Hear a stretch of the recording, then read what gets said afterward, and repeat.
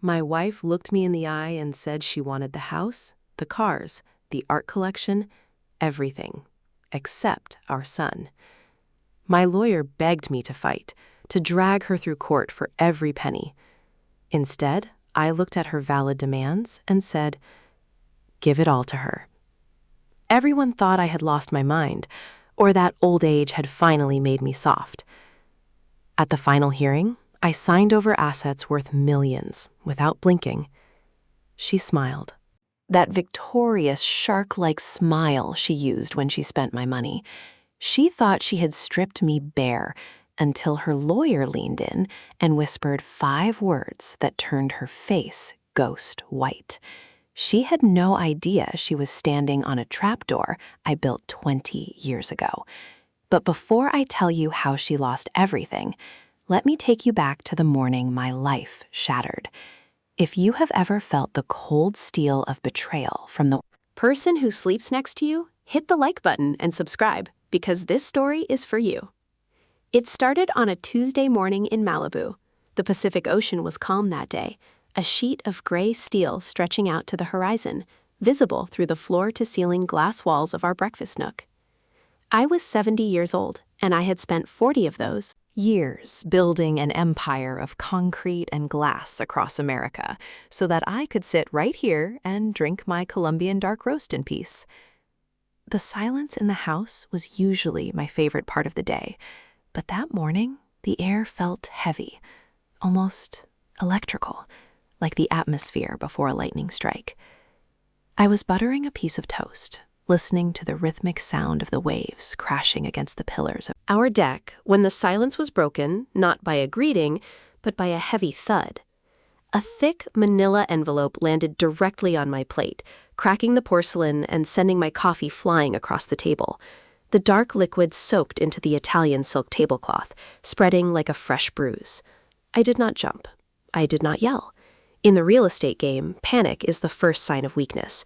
So I simply picked up my linen napkin and began to dab at the spill, calmly watching the brown stain expand. I looked up. Veronica stood on the other side of the table. She was 48 years old and beautiful in that sharp, manufactured way that costs $10,000 a month to maintain. She was wearing her tennis whites, even though I knew she hadn't played a set of tennis in 3 years. Her eyes were hidden by oversized designer sunglasses, but I could feel the coldness radiating from them. She did not ask if I was okay. She did not apologize for the mess. She simply crossed her arms and said, "Harrison, I am done. I want a divorce." I slowly placed the soiled napkin on the table. I had sensed this coming for months. The late nights, the whispered phone calls, the way she pulled away every time I tried to touch her hand. But hearing it out loud still felt like a punch to the gut. I took a breath and asked her what brought this on. She laughed a dry, humorless sound. "Look at you, Harrison. You are old. You are tired. You want to sit here and watch the waves and talk about history. I am still young. I have life to live, and I am tired of playing nursemaid to a man who is past his prime. I want my freedom." I nodded slowly, processing her words. She was right about the age gap. I never hid my age. When we married 10 years ago, she said she loved my maturity. She said she loved my wisdom. Now it seems she only loved the lifestyle my maturity could afford. I asked her what she wanted. She pointed a manicured finger at the envelope on the table. "It is all in there. My lawyers drafted it last night. I want this house in Malibu. It is my style, not yours anyway. I want the penthouse in Tribeca because I need a base in New York for Fashion Week. I want the vintage Porsche collection because, frankly, you are too slow to drive them anymore. And I want a lump sum cash settlement of $5 million. I looked at the house around me. This structure of steel and glass was worth $15 million easily. The penthouse was worth another 10. The cars were priceless. She was asking for nearly 80% of my liquid assets and property. She was trying to skin me alive. Most men would have exploded. They would have thrown the table over. They would have screamed about loyalty and gratitude. But I am not most men. I learned a long time ago that in a negotiation, the person who speaks first loses, and the person who shows emotion dies. I looked at the coffee stain, which had stopped spreading. I asked her a simple question, a question that should have been the first thing on her mind. What about Julian? Julian was our 16-year-old son. He was a quiet, sensitive boy who loved music and books more than business. He had my eyes, and unfortunately, his mother's insecurity. He worshipped Veronica, always trying to get her attention, always trying to be the cool son she wanted, but she always treated him like an accessory that had gone out of style. Veronica sighed, the kind of sigh one makes when asked to do a tedious chore, like taking out the trash. She adjusted her sunglasses and said, "That is the other thing, Harrison. You keep him." The air left the room. I felt my hands curl into fists under the table. I asked her to repeat herself, hoping I had misunderstood. She shrugged casually, picking at a piece of lint on her pristine white skirt. I said, "You keep the boy." Julian is 16, Harrison. He is practically an adult. He is moody, he is socially awkward, and frankly, he is depressing to be around. He drags me down. I am starting a new chapter, a vibrant, exciting chapter. I cannot be dragging a brooding teenager around Europe. He is too much like you. He is heavy.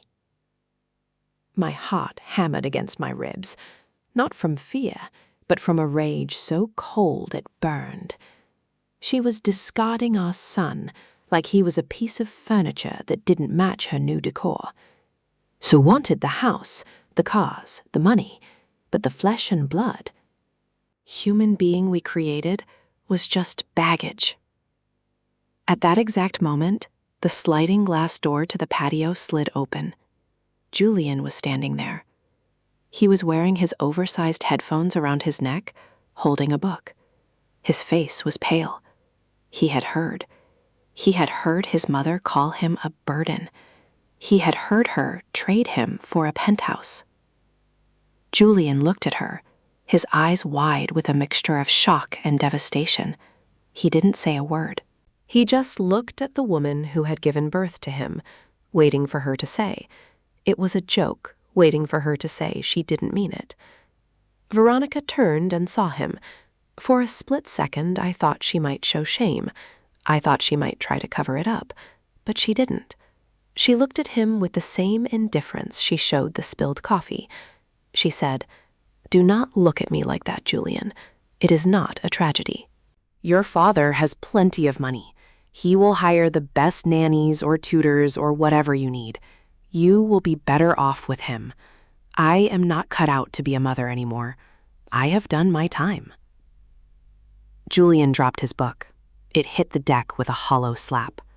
He looked at me, his eyes filling with tears, and then the chair scraped loudly against the floor. For the first time in 20 years, the mask of the calm businessman slipped. I looked at Veronica, and I saw her for what she truly was. Not a wife, not a partner, not even a mother. She was a parasite, a creature that attached itself, fed until it was full, and then moved on, leaving a hollow shell behind. She checked her diamond watch, a watch I bought her for our 5th anniversary. "I have a brunch appointment at the club," she said, adjusting her bag. "Have your lawyers call my lawyers, Harrison. Let's make this quick. I want to be in New York by the weekend." She turned and walked out of the kitchen, her tennis shoes squeaking on the marble floor. She didn't look back at the beach where her son was crying. She didn't look back at the husband she was destroying. She just walked out into the California sunshine, thinking she had won the lottery. I stood alone in the silence of the $15 million house she claimed was hers. I looked at the coffee stain on the silk, ruined, just like this marriage, just like this life I thought I had built. But as I watched her car pull out of the driveway, a strange calm settled over me. It was the calm of a general who realizes the enemy has just made a fatal mistake. She had attacked my money, and I could have forgiven that. She had attacked my pride, and I could have ignored that. But she had attacked my son. She had broken his heart and called him garbage. And that was a declaration of war. I picked up my phone. I did not call a therapist. I did not call a friend to cry on their shoulder. I dialed the number of Diana Cross, my attorney, a woman who was known in legal circles as the Iron Maiden. She answered on the first ring. "Harrison, good morning." I spoke quietly, but my voice was as hard as the granite countertop. "Sarah, I need you to prepare divorce papers. Veronica wants everything. The Malibu house, the New York apartment, the cars." Sarah gasped. "Harrison, we will fight her. We will bury her. She will not get a dime." "No, Sarah," I said, my eyes fixed on the spot where my son had disappeared. "You are going to draft the agreement exactly as she wants it. Give her the house, give her the apartment, give her the cars. Give her every single thing she asked for." "Harrison, have you lost your mind?" Sarah shouted. "Do it," I said, cutting her off. "But I want one clause added, just one, and it must be non-negotiable. She must sign away all parental rights and all future claims to any assets connected to Julian. Total severance." There was a silence on the line. Then Sarah spoke, her voice confused. "Harrison, you are handing her an empire for nothing." I looked out at the ocean. The tide was going out, pulling everything with it. "I am not handing her an empire, Sarah," I said. "I am handing her a rope.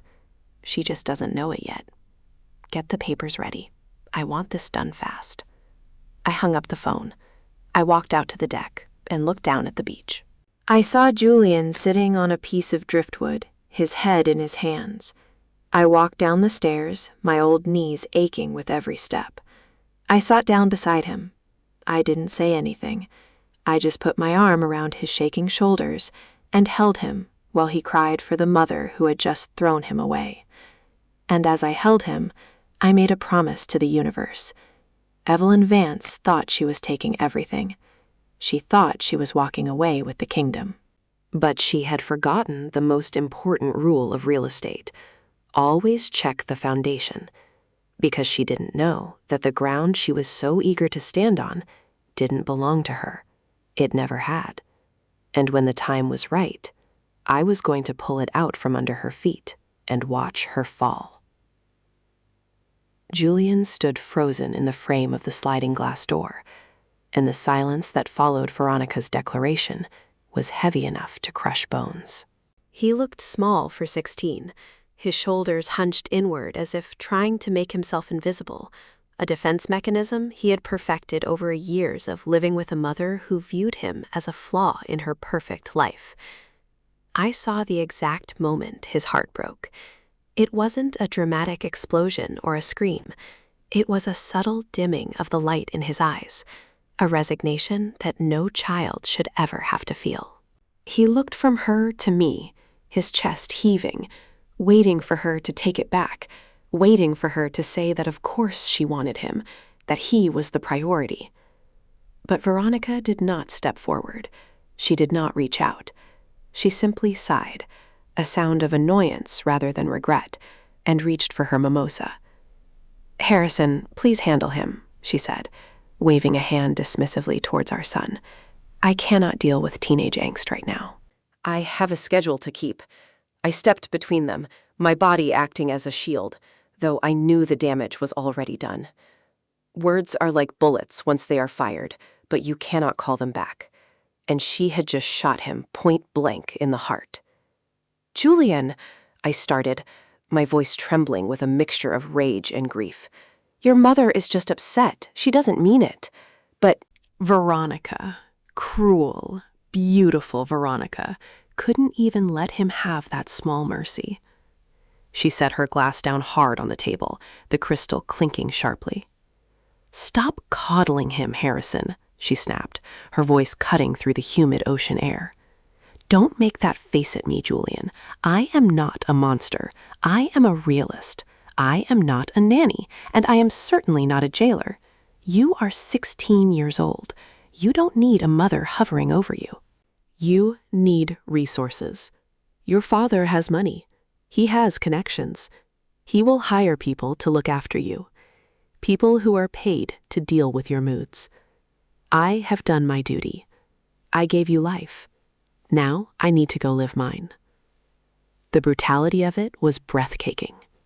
She spoke of our son as if he were a contract she had fulfilled, a subscription she was canceling because she found a better offer elsewhere. Julian let out a sound that was half gasp, half sob. He didn't look at me.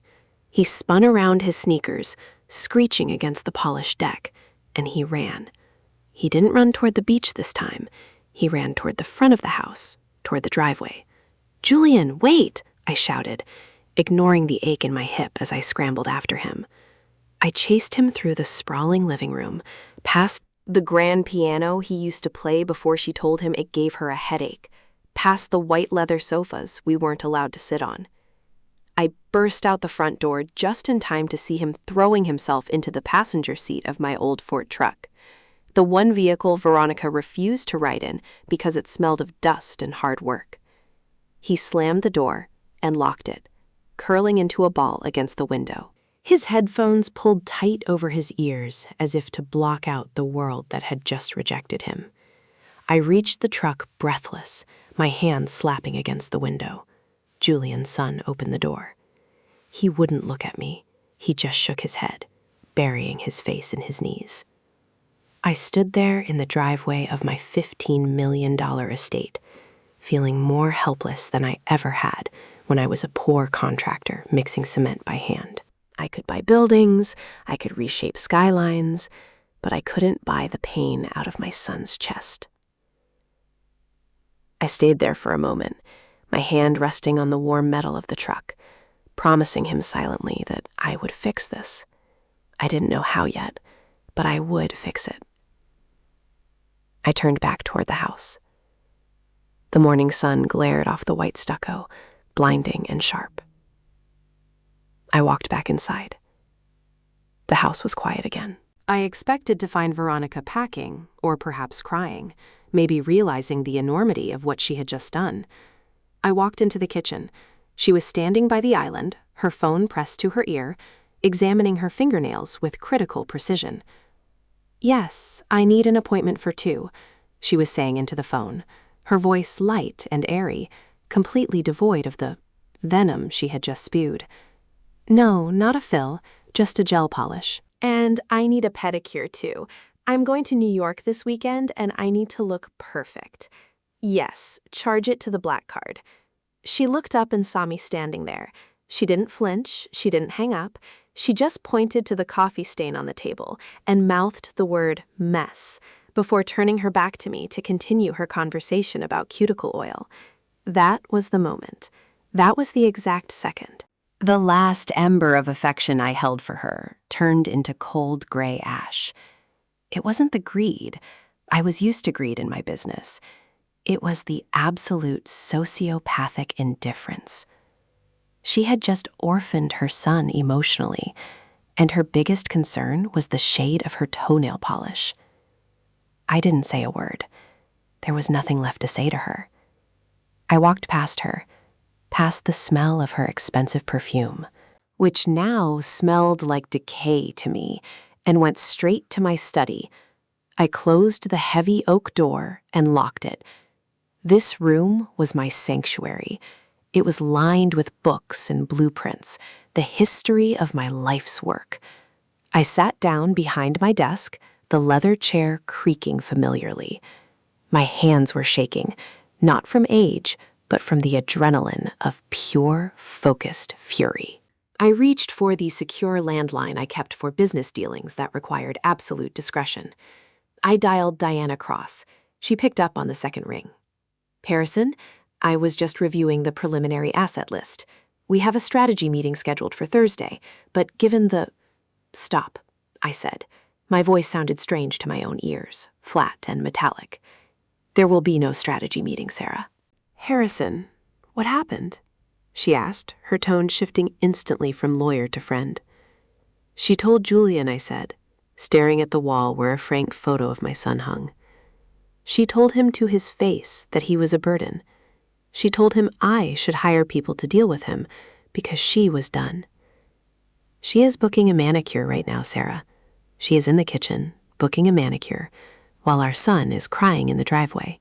There was a silence on the line, heavy and stunned. Sarah had known us for years. She knew Veronica was difficult, but this was a new level of depravity. "My God, Harrison," Sarah breathed. "I am so sorry. We will destroy her. I will file for full custody on grounds of emotional abuse. We will tie her up in litigation for years. She won't see a dime of alimony." "No," I said, cutting her off. "That is the old way. That takes too long. Julian needs this over. He needs her out of his life before she can do any more damage." "Then what do you want to do?" Sarah asked. I took a deep breath, looking at the safe in the corner of the room. The safe that held the documents Veronica thought were just boring old deeds and contracts. "Prepare the settlement agreement," I commanded. "Give her everything she asked for. The Malibu house, the Tribeca, Penthouse, the vintage Porsches, the art collection, the liquid cash. Give it all to her." "Harrison, you cannot be serious," Sarah shouted, her professional demeanor cracking. "That is nearly 80% of your net worth. You are angry. You are not thinking clearly. You cannot just hand over $100 million worth of assets to that woman." "I am thinking more clearly than I ever have in my life," I replied. "I don't want to fight her for the house, Sarah. I want her to have it. I want her to have the keys in her hand. I want her to sign the papers, thinking she has won the lottery." "But why?" Sarah asked, her voice trembling with frustration. "Because I need her to sign one specific document," I said, leaning forward, my voice dropping to a whisper. "In exchange for the assets, I want her to sign a full and irrevocable waiver of all parental rights and any future claim to Julian's estate or guardianship. I want her to legally sever herself from him. She wants freedom. I will give her so much freedom, she will choke on it. Harrison, even if she signs that, giving her the properties is financial suicide. She wins." "Does she?" I asked. "Sarah, do you remember the Phoenix Project from '98? There was a long pause. I could hear the gears turning in Sarah's brilliant legal mind. The Phoenix Project. That was the restructuring of the land trusts. But, Harrison, that was decades ago. What does that have to—" Her voice trailed off.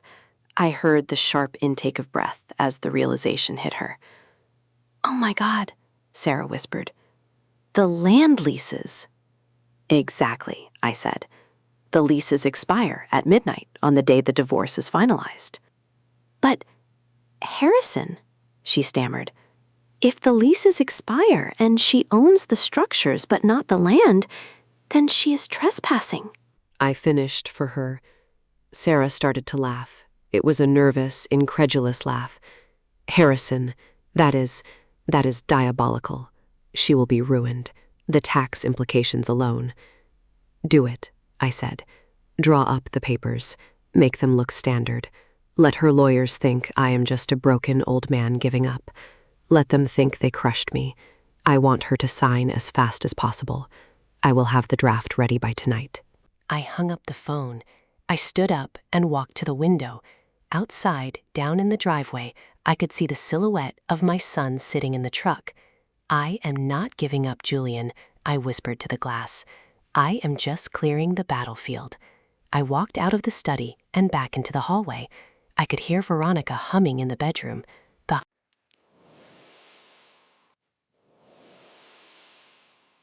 She was happy. She thought the war was over. She had no idea that I had just armed the bomb that would blow her world apart. The elevator ride to the 42nd floor of the Jenkins & Associates building was silent and swift, a silver bullet shooting straight into the sky.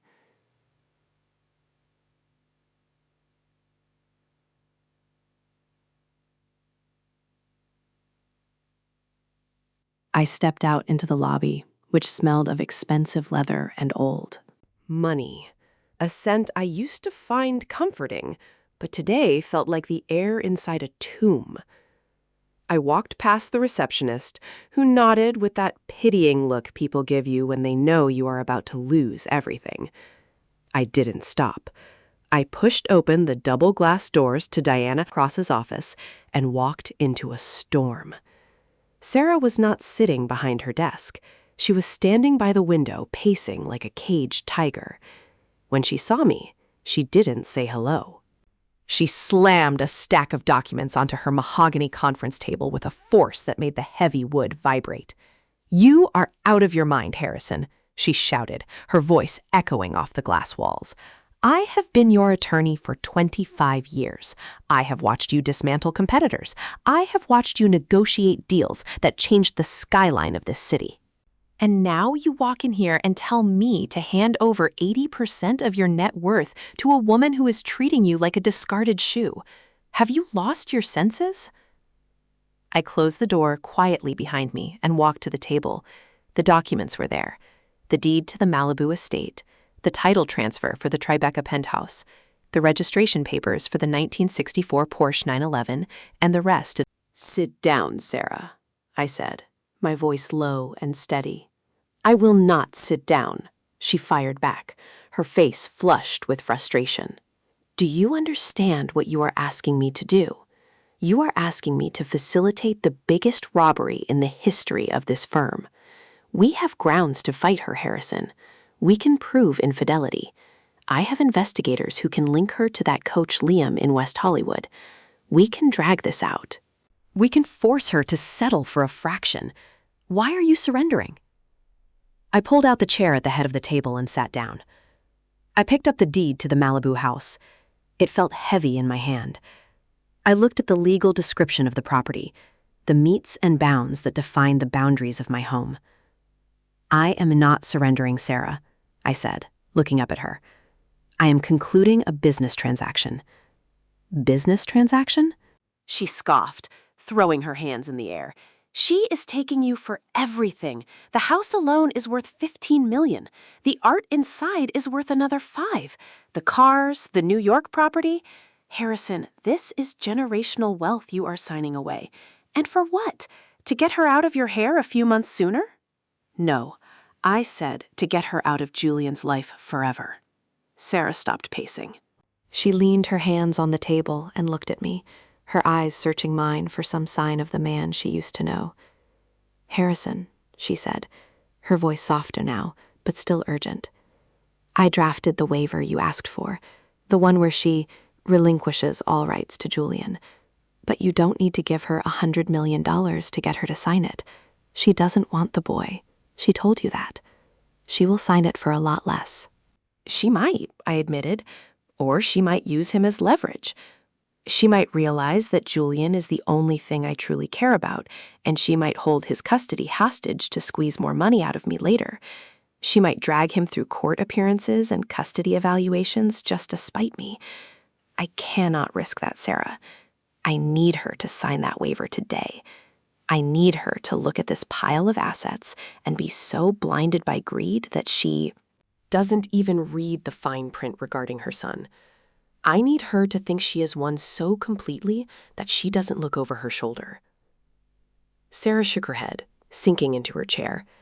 "It is reckless, Harrison. It is emotional. You are letting your heart make financial decisions, and that is the first rule you taught me never to do." I stood up and walked to the floor-to-ceiling window. Chicago lay spread out below us, a grid of gray and steel under a flat winter sky. I looked down at the tiny cars moving like ants on the highway. "I remember when I bought my first major plot of land in the 80s, I said, keeping my back to her. "It was a swamp in Florida. Everyone told me it was worthless. The seller was laughing when he signed the deal. He thought he had scammed a young, naive developer. He thought he had unloaded a burden on a fool." I turned back to face her. He didn't know that I had seen the municipal surveys. He didn't know the state was planning to build a highway interchange a mile away. He was so busy counting his small victory that he didn't see the empire I was about to build on that mud. Sarah stared at me, her brow furrowed. "What is your point, Harrison?" "My point is that sometimes to trap a big beast, you have to use the biggest bait," I said. "You cannot catch a shark with a worm, Sarah. You have to throw a side of beef in the water. You have to let the shark think it is feeding. You have to let it taste the blood." She looked down at the papers. "This isn't a side of beef, Harrison. This is the whole cow. You are relying on a 20-year-old land lease structure that hasn't been tested in court in a divorce proceeding. If the judge decides that the house and the land are inseparable because of the duration of the marriage, you lose. If Veronica's lawyers find a loophole in the trust documents, you lose. You are betting everything on a technicality. I am betting on her greed," I corrected. "I am betting that she is so arrogant, so convinced of her own superiority, that she won't bother to check the foundation of what she is taking. She sees the mansion. Sarah, she sees the marble floors and the ocean view. She doesn't see the ground beneath her feet." Sarah picked up a pen. She twirled it in her fingers, her knuckles white. "I hate this, Harrison. I want this on the record. I am advising you against this. I think it is a mistake. I think you are angry and hurting, and you are going to wake up in a rental apartment with nothing but a used truck and regret it." I smiled a thin, cold smile that didn't reach my eyes. "I will have Julian," I said, "and that is not nothing. Now, are the papers ready?" Sarah sighed a long, defeated sound. She opened a folder and pushed it toward me. "Here," she said, "the transfer deeds, the settlement agreement, the waiver of parental rights." It is all here. Everything she asked for. I picked up my fountain pen. The gold nib glinted in the office light. I looked at the first document. Transfer of title, 1088 Malibu Road. I didn't hesitate. I signed my name in fluid black ink. Arthur Sterling. I flipped the page. Transfer of title. Tribeca Penthouse, Unit 4B. I signed again, page after page. I signed away the collection of vintage cars I had spent 30 years assembling. I signed away the paintings I had bought at auction in London and Paris. I signed away the cash reserves. Sarah watched me in silence, her face pale. She looked like she was witnessing a suicide. When I reached the last document, I paused. It was the waiver, the document that would legally erase Veronica from Julian's life. It stated that she voluntarily terminated her parental rights, that she ceded full legal and physical custody to me, and that she waived any right to contest my estate or Julian's future trust. I tapped the paper. "This one," I said. "Make sure this one is on top when you send the package to her lawyer. Make sure it is the first thing she sees after the check." "I will," Sarah whispered. I capped my pen and placed it on the table. The sound was like a gavel. Striking. "It is done," I said. "Send it to Victor Vance. Tell him I capitulated. Tell him I am old and tired, and I just want it to be over. Tell him he won." Sarah gathered the papers, her hands shaking slightly. "You are a terrifying man, Arthur Sterling," she said. I buttoned my jacket and walked toward the door. "Not yet, Sarah," I said without looking back. "Not yet. But I am about to be." I walked out of the office and back into the elevator. As the numbers counted down, I felt a strange lightness in my chest. I had just given away my fortune. I was technically poorer than I had been since I was 22 years old, but as I walked out into the cold Chicago wind, I didn't feel poor. I felt dangerous. I pulled my phone from my pocket and dialed a number I hadn't called in years. It was a direct line to the trustee department of the First National Bank, the division that handled specialized, irrevocable trusts. "This is Arthur," a dusty voice answered. "Arthur, this is Arthur Sterling," I said, watching the traffic flow by. "Mr. Clark, it has been a long time." "It has," I said. "I am calling to confirm the status of the Phoenix Trust, specifically the ground leases for the Malibu and New York properties." There was a typing sound on the other end. "Yes, I have the file right here. The leases were established in 1998 with a 25-year term." "And the expiration date?" I asked, though I knew the answer by heart. Arthur paused. "They expire tomorrow at midnight, Mr. Clark. Would you like to initiate the renewal process? The terms allow for a renewal at fair market value, or—" "No, Arthur," I cut him off. "Do not renew them." There was a silence on the line. "I beg your pardon, Mr. Clark?" "If you do not renew, the trust is legally obligated to issue an eviction notice or demand a new lease at current commercial rates. The improvements on the land, the houses, they become liabilities to the structure owner if they don't have a valid ground lease." "I know, Arthur," I said, watching a seagull fight against the wind. "That is exactly the point. Prepare the notices. I want them served at 1 minute past midnight tomorrow." "But, sir, who is the current owner of the structures? The notice must be served to the title holder of the house." "As of this afternoon," I said, my voice cold and satisfied, "the owner is Evelyn Vance. Send the bill to her." I hung up the phone. The trap was set. The bait was taken. Now all I had to do was wait for the snap. The conference room at Sterling & Partners was designed to intimidate. It was all chrome and glass, perched above the city like a vulture's nest. I sat on one side of the long, frosted glass table with Sarah next to me. On the other side sat Veronica and Victor Vance. Richard was a man who smiled too much. He had teeth that looked like they had been bought from a catalog, and a tan that came from a bottle. He wore a suit that cost more than my first car, but wore it with the grace of a used car salesman. He was flipping through the settlement agreement Sarah had sent over. Every time he turned a page, he made a little humming sound of satisfaction. He was enjoying this. He thought he had broken me. He thought he was dissecting a whale that had bailed itself voluntarily. "This all looks in order," Harrison Richard said, not bothering to look up. "You have agreed to the transfer of the primary residence in Malibu. You have agreed to the Tribeca property, the vehicles, the art. It is a very generous offer, surprisingly generous given the circumstances." He looked up, then his eyes narrowing slightly. He was looking for the catch. He was a predator, and predators know that meals rarely come free. But I gave him nothing. I sat with my hands folded on the table, my face a mask of weary resignation. "I just want this over, Richard," I said. "I am 70 years old. I don't have the energy for a war. I want peace." Veronica leaned forward. She smelled of vanilla and ambition. She looked at the papers as if they were a menu, and she was about to order the lobster.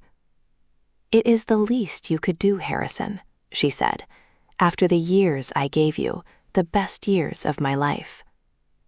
I didn't look at her. If I looked at her, I might lose my nerve. I might remember the way she looked at Julian that morning, and I might reach across the table and strangle her. So I looked at the water pitcher in the center of the table instead. However, Richard continued leaning back in his chair and tenting his fingers. "My client feels that there are a few outstanding issues. Given the disparity in future earning potential and the lifestyle to which Mrs. Clark has become accustomed, we feel that a simple asset transfer is not quite enough to ensure her security." Sarah stiffened beside me. I could feel the heat radiating off her. "Richard," Sarah said, her voice tight, "we have given you everything. The real estate alone is worth $2 million. The cars are another $5 million. You are asking for blood from a stone." Richard smiled that oily smile again. "We are asking for fairness. Sarah Harrison is a legend. He can make more money. Veronica cannot. Therefore, we are adding 2 stipulations to the final agreement. First, we require Harrison to cover all legal fees for both parties. Sarah opened her mouth to object, but Richard raised a hand. And second, he said, dropping the hammer, we want a lump sum spousal support buyout. $2 million cash wired to Veronica's personal account within 24 hours of signing. Sarah slammed her hand on the table. Absolutely not, she shouted. That is extortion, Richard. We are walking. Harrison, get up. We are going to court. I didn't move. I watched Veronica. Her eyes had widened at the mention of the $2 million. It was a number she understood. It was tangible. It was shopping sprees in Paris. It was freedom. She was practically vibrating with greed. $2 million? I said softly. Yes, Richard said, confident now. $2 million. Or we don't sign today. We drag this out. We depose you. We audit your books going back 30 years. We make your life a living hell, Harrison. I looked at Sarah. She was red in the face, ready to fight to the death for me. She was a good lawyer, a good friend, but she didn't know the endgame. Sit down, Sarah, I said. Harrison, don't you dare, she warned. I turned to Richard. I will pay the legal fees, I said. And I will pay the $2 million. Veronica let out a little squeal of delight.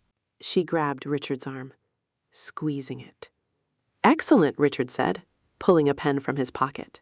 Then we have a deal. Not yet, I said.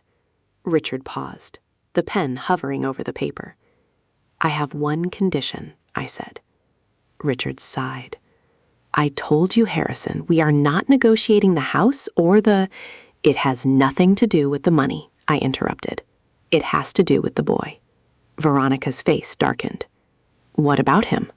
I reached into my briefcase. I pulled out the single document I had drafted myself the night before. It was simple, brutal, and final. I placed it on the table and slid it toward her. This is a waiver of parental rights, I explained. It states that you voluntarily and irrevocably terminate all legal and physical custody of Julian Clark. It states that you waive any right to make medical or educational decisions for him. And most importantly, it states that you waive any future claim to his estate, his trust funds, or any assets held in his name now or in the future. You walk away, Veronica, completely. You never call him, you never visit him, you are not his mother anymore. You are a stranger. The room went silent. Even Richard looked uncomfortable. To sell a child was a taboo that even lawyers usually tried to dress up in nicer language. You want me to sign away my son? Veronica asked slowly. I want you to be honest, I corrected. You told him he was a burden. You told him you were done. I am just putting it in writing. You sign this and you get the $2 million. You don't sign it and the deal is off. We go to court. And in court, Veronica, I will spend every dime I have to make sure you get nothing. I will burn the money before I let you have it. She looked at the document. Then she looked at Richard. Is it legal? She asked. Richard shrugged. It is unusual, but if you sign it voluntarily, yes, it is binding. But Veronica, think about the optics. If this gets out... I don't care about optics, she snapped. I care about my future. She looked at me. Her eyes were cold, dead things. He hates me anyway, she said, justifying it to herself. He is always moping. He reminds me of how old I am getting. It is better for him this way. He needs a father. She reached for the pen. She didn't hesitate. She didn't tremble. She didn't ask to read the fine print. She didn't ask if she could say goodbye. She just saw the $2 million waiting on the other side of that signature. She pressed the tip of the pen to the paper. The scratching sound was loud in the quiet room. Evelyn Vance, she signed it with a flourish. There, she said, pushing the paper back to me. He is your problem now. Where is my check? I took the waiver. I checked the signature. It was valid. I folded it carefully and put it in my breast pocket, right next to my heart. It was the most valuable thing in the room. Sarah, I said, my voice devoid of any emotion. Give her the check. Sarah pulled the cashier's check from her folder. She looked at Veronica with pure, unadulterated disgust. She slid the check across the glass table. Veronica snatched it up. She stared at the zeros. $2 million, plus the house, plus the apartment. She was rich. She was free. She stood up, smoothing her skirt. Well, Harrison, she said, flashing a bright, winning smile, I suppose this is goodbye. No hard feelings, right? It was just business. I looked at her. I looked at the woman who had just sold her child for the price of a condo. Yes, Veronica, I said. Just business. Richard stood up, shaking my hand. A pleasure doing business with you, Harrison. You are a gentleman. I stood up. I felt heavy and light at the same time. Enjoy the house, Veronica, I said. It is a beautiful structure. I will, she said, already texting someone on her phone, probably the coach Liam.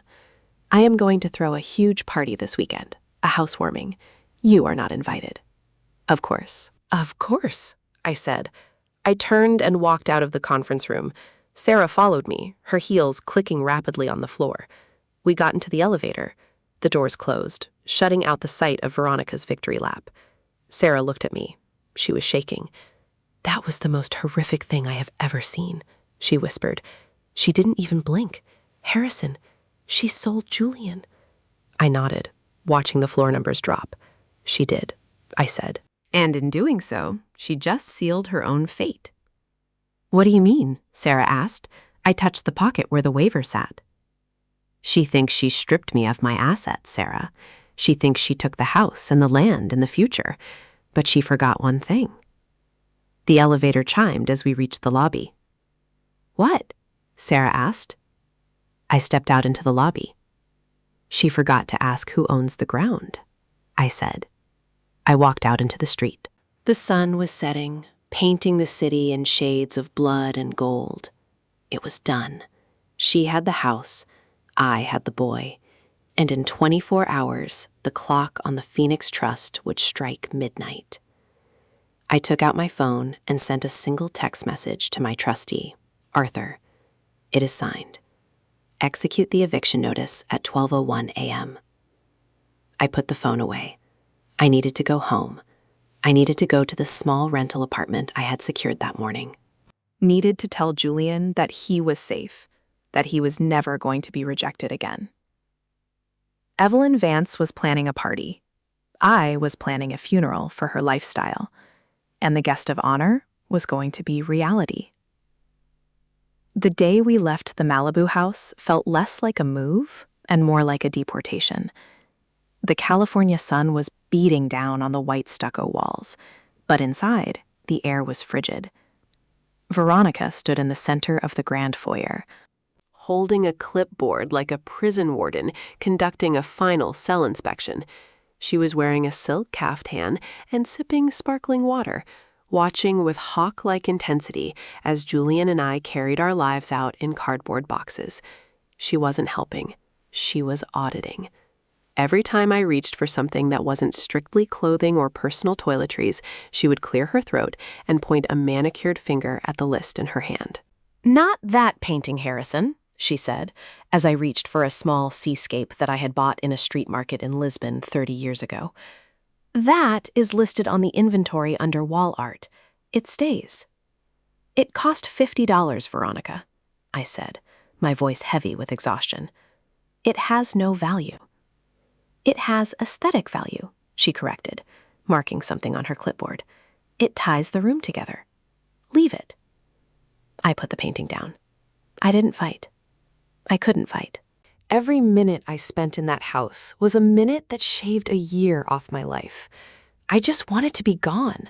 I wanted to take my son and vanish before I lost my composure and did something that would ruin the plan. I walked to Julian's room. He was packing his books. his hands moving with a slow, heavy sadness that broke my heart. His room, which used to be his sanctuary, was now just a collection of assets owned by his mother.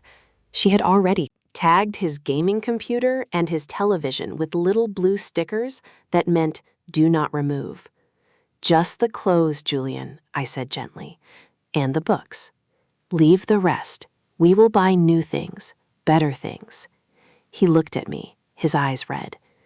"It isn't about the things, Dad. It's that she wants them more than she wants me. She wants my TV, but she doesn't want me to watch it." I pulled him into a hug. "I know, son. I know." But we are leaving, and that is the most important thing. We are escaping. We carried his boxes out to the driveway. My 1998 Ford F-150 was parked there, the only vehicle Veronica hadn't claimed in the divorce, because she said it looked like something a gardener would drive. It was rusted, the suspension was shot, and the air conditioning hadn't worked in a decade. But it was mine. It was the only thing on this property that was truly mine anymore. We were loading the last of the boxes into the truck bed when I heard a commotion from the living room. I dropped the tailgate and ran back inside. Julian was standing by the grand piano in the corner of the living room. It was a Steinway, vintage 1920s, with chipped keys and a scar on the lid where I had dropped a candlestick years ago. It wasn't the most expensive item in the house, but it was the soul of the room. My father had taught me to play on that piano. I had taught Julian to play on that piano. It was the only thing that had ever brought us peace in this house. Julian had his arms wrapped around the bench, trying to drag it toward the door. He was straining, his face flushed with effort and desperation. Veronica was standing in front of him, blocking his path. She wasn't shouting. She was smiling, that tight, condescending smile that made me want to scream. "Put it down, Julian," she said, taking a sip of her water. "You are scratching the floor." "It is mine," Julian shouted, his voice cracking. "Grandpa gave it to Dad. Dad gave it to me." "You don't even play. You hate music." "It doesn't matter if I play," Veronica said coolly. "It is listed as a furnishing in the primary residence." "The settlement agreement your father signed yesterday transfers all furnishings to me. It stays." Julian looked at me as I entered the room. "Dad, tell her it's ours. We can't leave it. It's Grandpa's." I looked at the piano. I looked at the woman standing in front of it. She didn't want the piano. She probably couldn't even tell the difference between a middle C and a door hinge. She wanted it because Julian loved it. She wanted it because taking it hurt him, and hurting him was her way of proving she had won. It was a power move, pure and simple. I walked over to Julian. I put my hands on his shoulders. I could feel him trembling. "Julian," I said softly. I said, staring hard at Veronica. "It is just a thing. We carry the music in our heads. She can keep the box. She can keep the silence." Veronica laughed. "That is very poetic, Harrison. But yes, I will keep the box. It looks good in this corner. Now please get this junk out of my house. I have decorators coming at 2. I steered Julian away from the piano. He resisted for a moment, his fingers trailing over the ivory keys one last time, and then he slumped against me defeated. We walked out of the living room, leaving the ghost of my father and the music of our past behind. We walked out the front door into the blinding heat. We climbed into the old truck.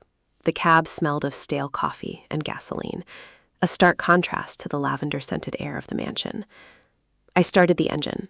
It coughed, sputtered, and then roared to life with a defiant growl. Veronica stood in this doorway, framed by the massive oak columns. She looked like a queen surveying her conquered lands. She waved a tiny, mocking flutter of her fingers. "Goodbye, boys," she called out. "Don't be strangers. Actually, do. It is better for everyone." I put the truck in gear. I didn't wave back. I didn't flip her off, though. The urge was strong. I just looked at her one last time. I looked at the house she was so proud of. I looked at the land she was standing on. Julian was crying silently in the passenger seat, looking out the side mirror as his childhood home receded into the distance. I reached over and squeezed his knee. Don't look back, Julian, I said. We are not going that way. The heavy iron gates of the estate swung shut behind us with a final metallic clang. We were out. We were homeless in a sense. We were stripped of our status, our luxury, our comfort. To the world, we were losers, driving a rust bucket away from a palace. But as I turned onto the Pacific Coast Highway, merging into the traffic of ordinary people living ordinary lives, I felt a strange vibration in my chest. It wasn't panic. It was anticipation. I glanced at the digital clock on the dashboard. It was 11 a.m. 13 hours. 13 hours until midnight. 13 hours until the calendar turned. 13 hours until the 25-year ground lease on the land beneath Veronica's feet expired. She was standing there in her silk caftan, drinking her sparkling water, planning her parties, surrounded by her stolen treasures. She thought she was the queen of the castle. She didn't know she was a squatter on borrowed time. I muttered under my breath, low enough that Julian couldn't hear me over the rumble of the engine. Enjoy it, Veronica. Enjoy the view. Enjoy the marble. Enjoy the silence. Because tomorrow the ground is going to open up and swallow you whole, and I hope you are wearing comfortable shoes when it happens. I pressed the accelerator. The truck groaned but moved forward, carrying us away from the past and toward a future that was going to be very, very interesting. We had left paradise, yes, but we had packed the detonator in our pocket. The apartment complex was called the Palms, but there wasn't a single palm tree in sight, just a vast expanse of cracked asphalt and a few dying bushes that smelled of cat urine. It was located 20 miles inland in a neighborhood where the houses had bars on the windows and the convenience stores kept the cashier behind bulletproof glass. We pulled into the parking lot and the engine of the truck finally died with a shuddering rattle that sounded like a death rattle. I looked up at the building. It was a beige stucco box stained with decades of smog and neglect. Unit 2B was ours. 2 bedrooms, 1 bath, and 600 square feet of living space. It cost $1,200 a month, which was less than what Veronica spent on bottled water in a week. "Home sweet home, Julian," I said, trying to inject a note of optimism into my voice that I didn't feel. Julian didn't answer. He grabbed his duffel bag and slammed the truck door so hard the side mirror wobbled. He walked toward the stairwell, his head down, his headphones on, trying to block out the sound of a couple arguing loudly on a balcony above us. We carried the boxes up the stairs. The elevator was out of order. A piece of paper taped to the doors with the words "broken" scribbled in black marker. My knees popped and ground with every step. At 70 years old, carrying 40-pound boxes up 2 flights of concrete stairs is not exercise. It is torture. But I did it. I carried box after box, sweating through my shirt, my breath coming in short, sharp gasps. When we finally got everything inside, the apartment was stiflingly hot. The air conditioning unit in the window was ancient and covered in a layer of grime that suggested it hadn't been turned on since the Reagan administration. I flipped the switch, and it coughed out a cloud of dust and a noise like a jet engine, but the air that came out was barely lukewarm. Julian dropped his bag in the center of the living room. The carpet was a shade of brown that was designed to hide stains, but failed to hide the cigarette burns near the door. The walls were thin. We could hear the bass of a stereo thumping from the unit next door and the sound of a baby crying from the unit below. Julian looked around.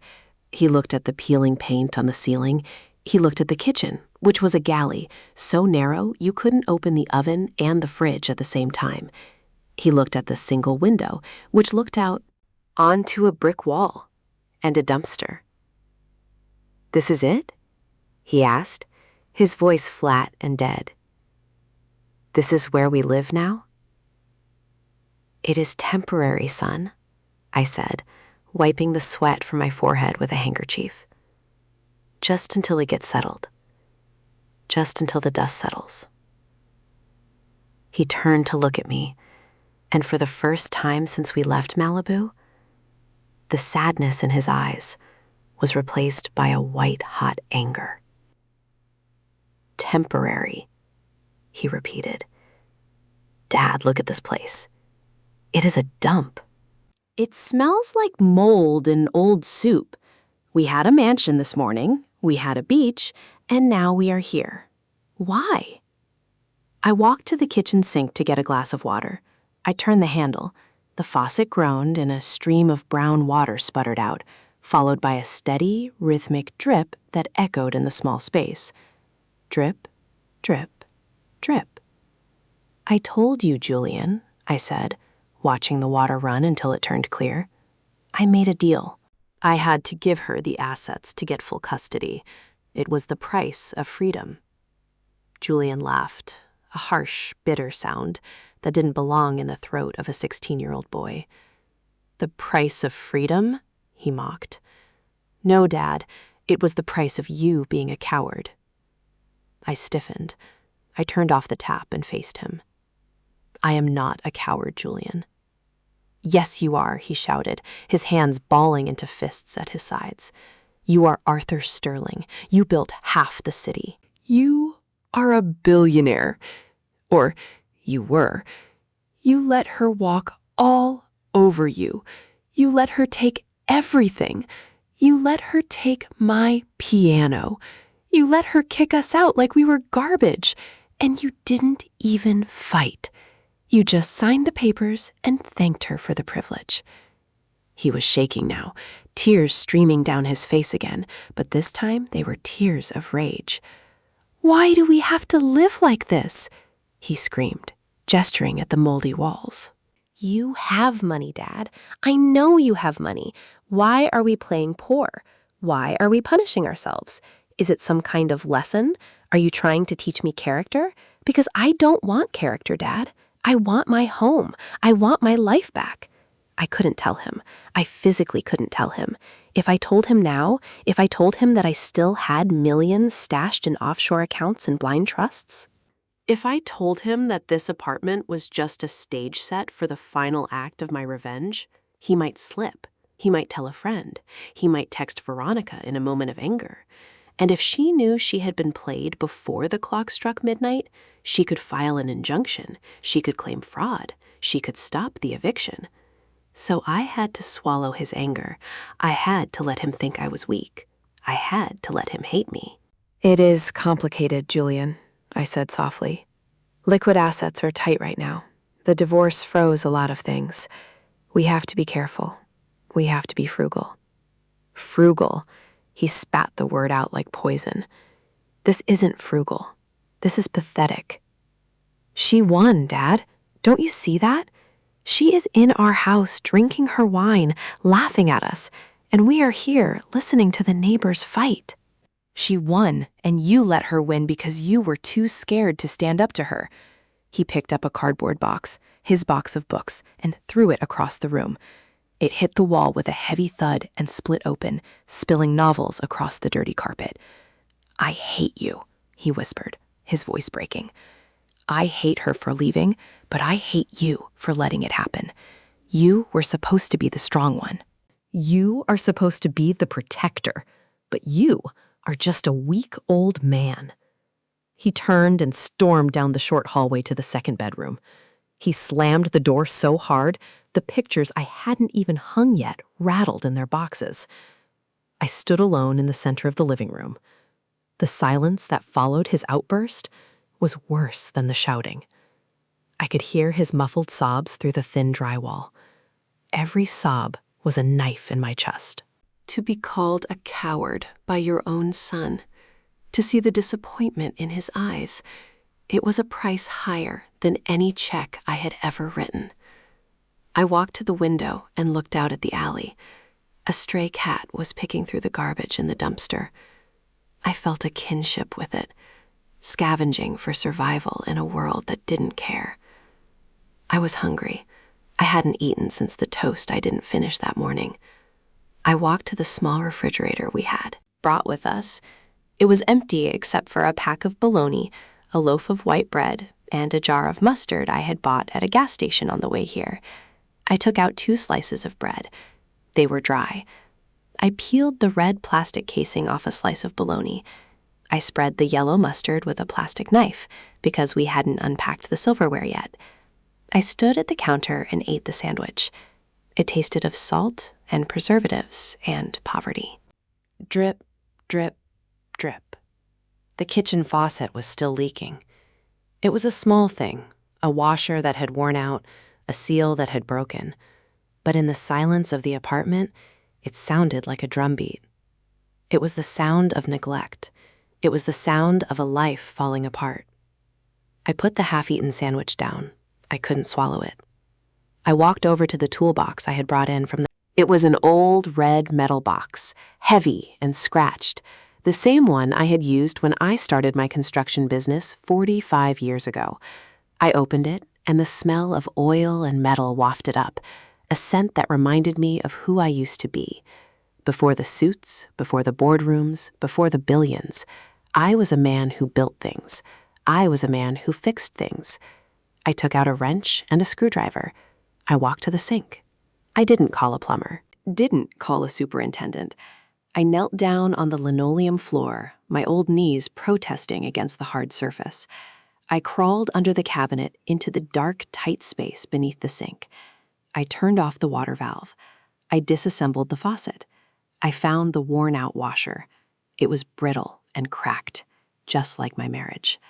I replaced it with a spare I kept in the box. I tightened the nuts. I checked the seals. My hands were covered in grease. My back ached. I was 70 years old, and I was lying on the floor of a cheap apartment, fixing a plumbing fixture that wasn't even mine. But as I worked, the noise in my head quieted. The pain in my chest eased just a fraction. This was a problem I could solve. This was something broken that I could make whole again. I crawled out from under the sink and turned the water back on. The stream was steady. I turned the handle off. Silence. No drip, no leak. It held. I washed my hands in the sink, scrubbing the grease from my knuckles with dish soap. I looked at my reflection in the dark window glass.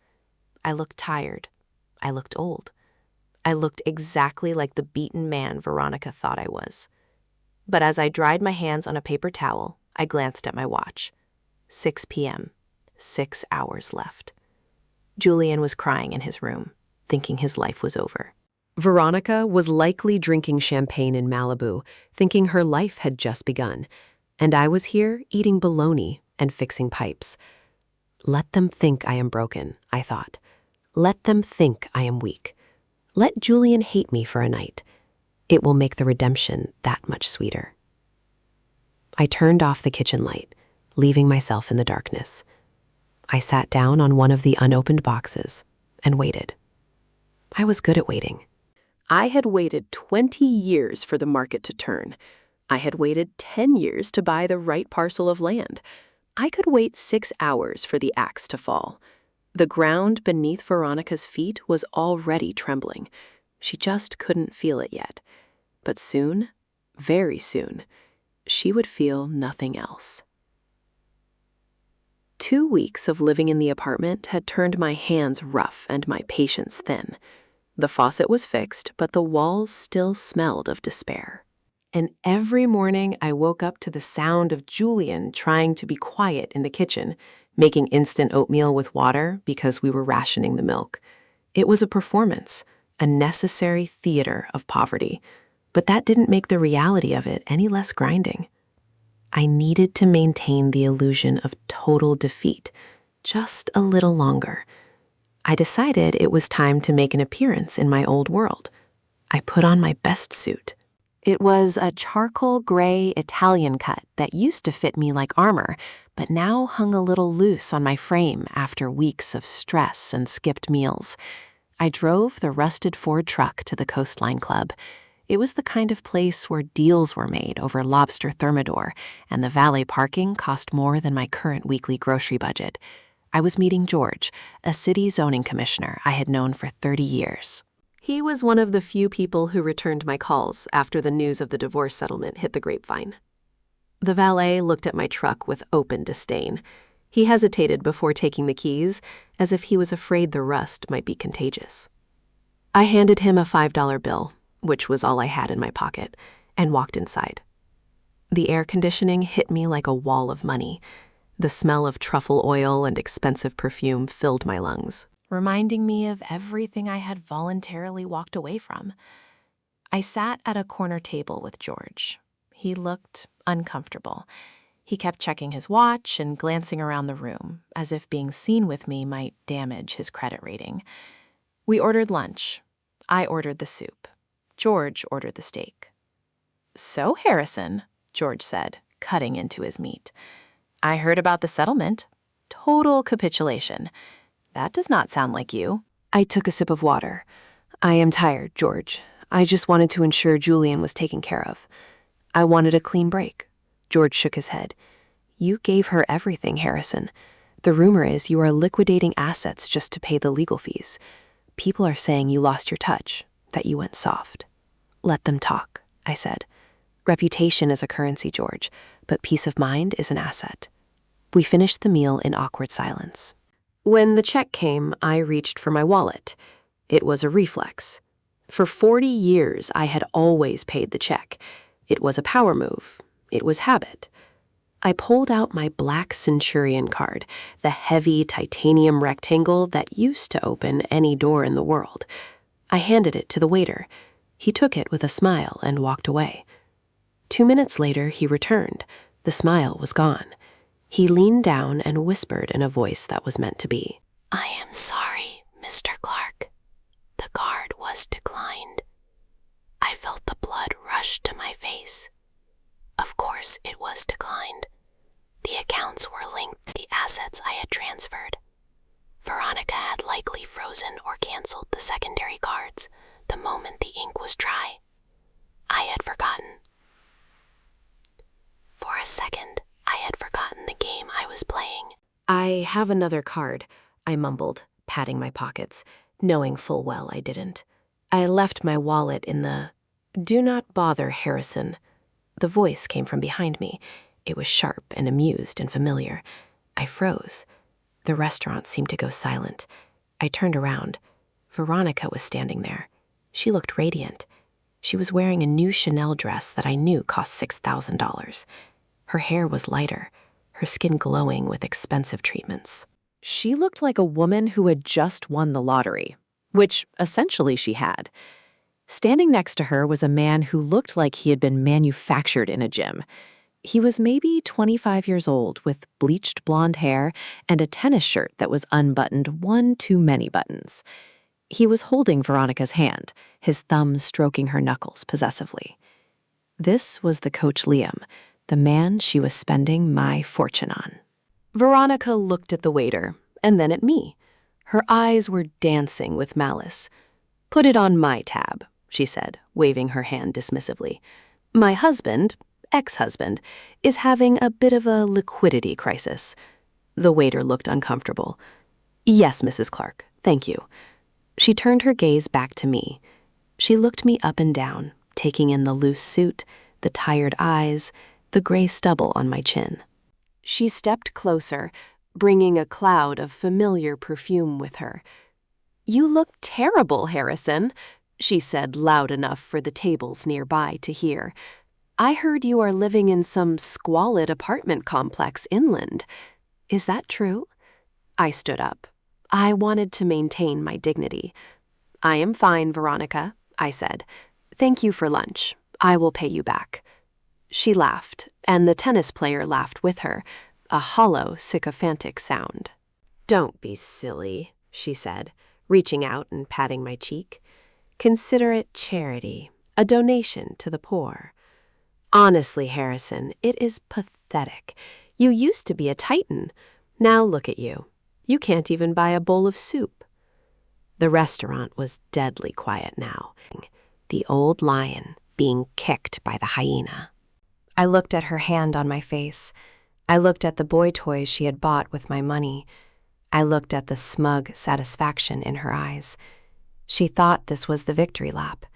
She thought this was the moment she crushed me completely. I stepped back, breaking her touch. "You are very generous, Veronica," I said, my voice steady. "Enjoy your lunch." I turned to George. "I am sorry about this, George." George didn't look at me.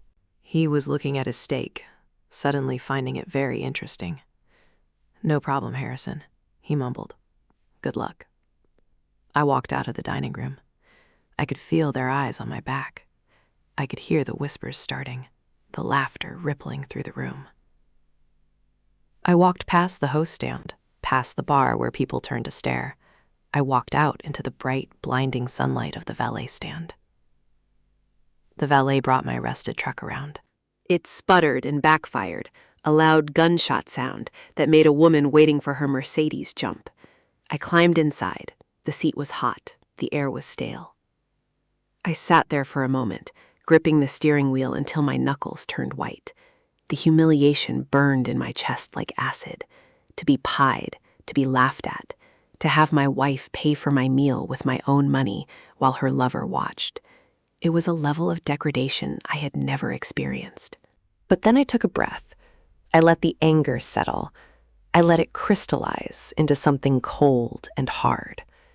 She had just confirmed everything. She was arrogant. She was careless. She was so busy enjoying her power that she wasn't watching her feet. She was spending money she didn't technically have on credit lines secured by assets she didn't fully control. I reached into the glove compartment and pulled out a burner phone. It was a cheap, prepaid device, untraceable and secure. I powered it on. I dialed a number I had memorized weeks ago.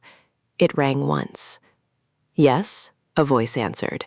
It was Arthur, the trustee. I looked back at the restaurant entrance. I could see Veronica and her tennis player walking in, laughing like royalty. "It is time," I said, my voice devoid of the shame I had just shown the world. "Are you sure?" Mr. Clark Arthur asked. "Once we initiate this, there is no going back. The notices will be filed with the county clerk immediately.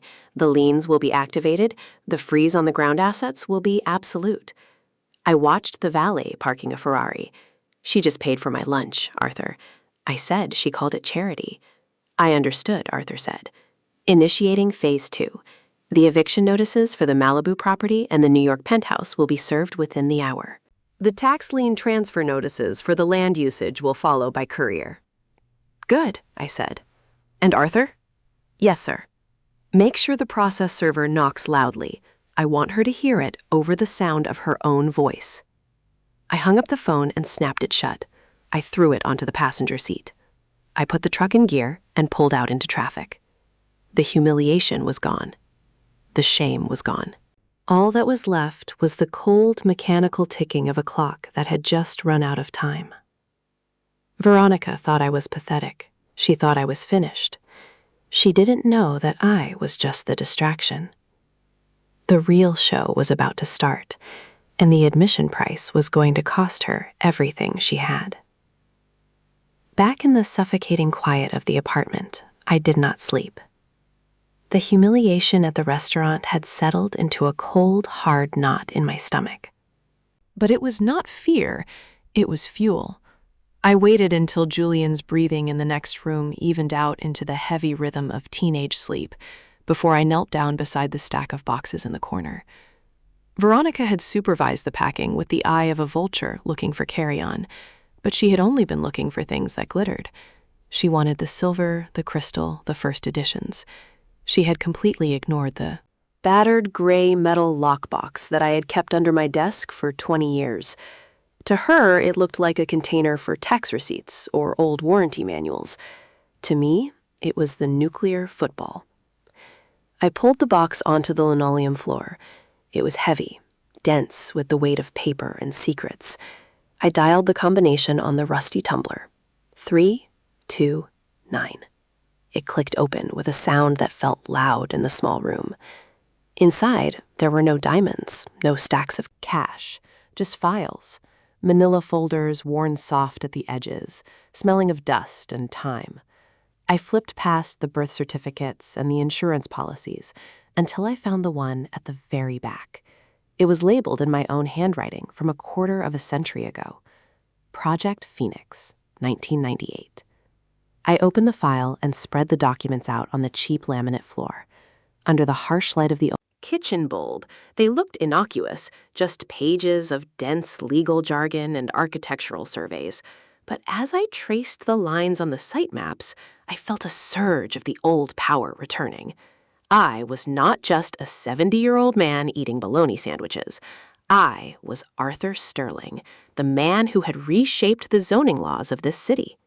25 years ago, after my first marriage dissolved and took half my net worth with it, I made a vow. Swore that no one would ever take my foundation again. I realized then that ownership was an illusion if you didn't control the ground. So I had engaged in a complex and aggressive restructuring of my entire portfolio. I created a bifurcated ownership model. It was a strategy usually reserved for commercial skyscrapers or mobile home parks, not luxury residential estates. I picked up the trust deed. It was a beautiful piece of legal engineering. In 1998, I had transferred the physical land, the dirt, the sand, the bedrock of the Malibu estate, and the footprint of the New York building into an irrevocable trust. The trust was named Julian's Future Trust. I had appointed a corporate trustee to manage it, effectively removing the land from my personal assets. Then I had my personal holding company, which owned the physical houses, the wood, the glass, the marble sign, a 99-year ground lease with the trust. But there was a clause, a poison pill clause, bearing on page 47, section C, paragraph 4. It stated that in the event of a transfer of ownership of the physical structure to any party other than a blood descendant, the ground lease would automatically terminate, not in 99 years, but at midnight on the date of transfer, unless renegotiated at current market rates. Veronica had the house. She had the deed to the structure, but she didn't own the sand it stood on. She was essentially a tenant who had just bought a very expensive tent on someone else's campground, and she hadn't paid the rent in 25 years. I looked at the date on the settlement agreement I had signed yesterday. The clock started ticking the moment the judge stamped those papers. "Dad, what are you doing?" I looked up. Julian was standing in the doorway, rubbing sleep from his eyes. He looked at the papers spread out on the floor like a war map. "Just working, son," I said, gathering the papers quickly. "Just checking some old records." He walked over and picked up one of the site maps. It showed the Malibu property line. "Is that the house?" he asked, his voice tight. "It is," I said. "Why do you have it?" Julian asked, dropping the paper as if it burned him. "It is hers now. We don't live there. We are never going back." "Why torture yourself, Dad?" I looked at him. I looked at the confusion and the hurt in his face. I wanted to tell him. I wanted to scream it, but I couldn't. Not yet. The element of surprise was the only leverage we had. "I am not torturing myself, Julian," I said, standing up and placing the file back in the box. "I am just making sure the paperwork is in order." "Sometimes, son, the things people throw away are the most valuable things of all. Go back to bed. Tomorrow is going to be a very busy day." He looked at me skeptically, but he was too tired to argue. He shuffled back to his room. I waited until his door clicked shut. Then I grabbed my jacket and the metal box. I needed to make a delivery. I drove the truck through the sleeping city. The streets were empty, the street lights reflecting off the hood. I pulled into the parking lot of a 24-hour diner near the airport. It was the kind of place where truck drivers and shift workers ate pie at 3 a.m. In the back booth, a man was waiting for me. He was older than me, with skin like parchment paper and a suit that looked like it was from another era. He was drinking tea and reading a newspaper with a magnifying glass. This was Arthur. He had been my personal banker and trustee for 40 years. He knew where every body was buried because he had dug most of the holes. I slid into the booth opposite him. I didn't say hello. I just placed the metal box on the table between us. Arthur looked at the box, then at me. His eyes were clear and sharp behind his thick glasses. "You look like hell, Harrison," he said, his voice raspy. "I feel like hell, Arthur," I replied. "But I am waking up." Arthur nodded. He tapped the box. "Is this it?" "This is it," I said. "The Phoenix file." Arthur opened the box and took out the trust documents. He didn't need to read them. He had drafted them with me. He ran his hand over the paper like he was greeting an old friend. "I received the electronic notification of the title transfer from your lawyer this afternoon," Arthur said. "The deed to the Malibu residence and the New York unit has been recorded in the name of Evelyn Vance." I nodded, signaling the waitress for coffee.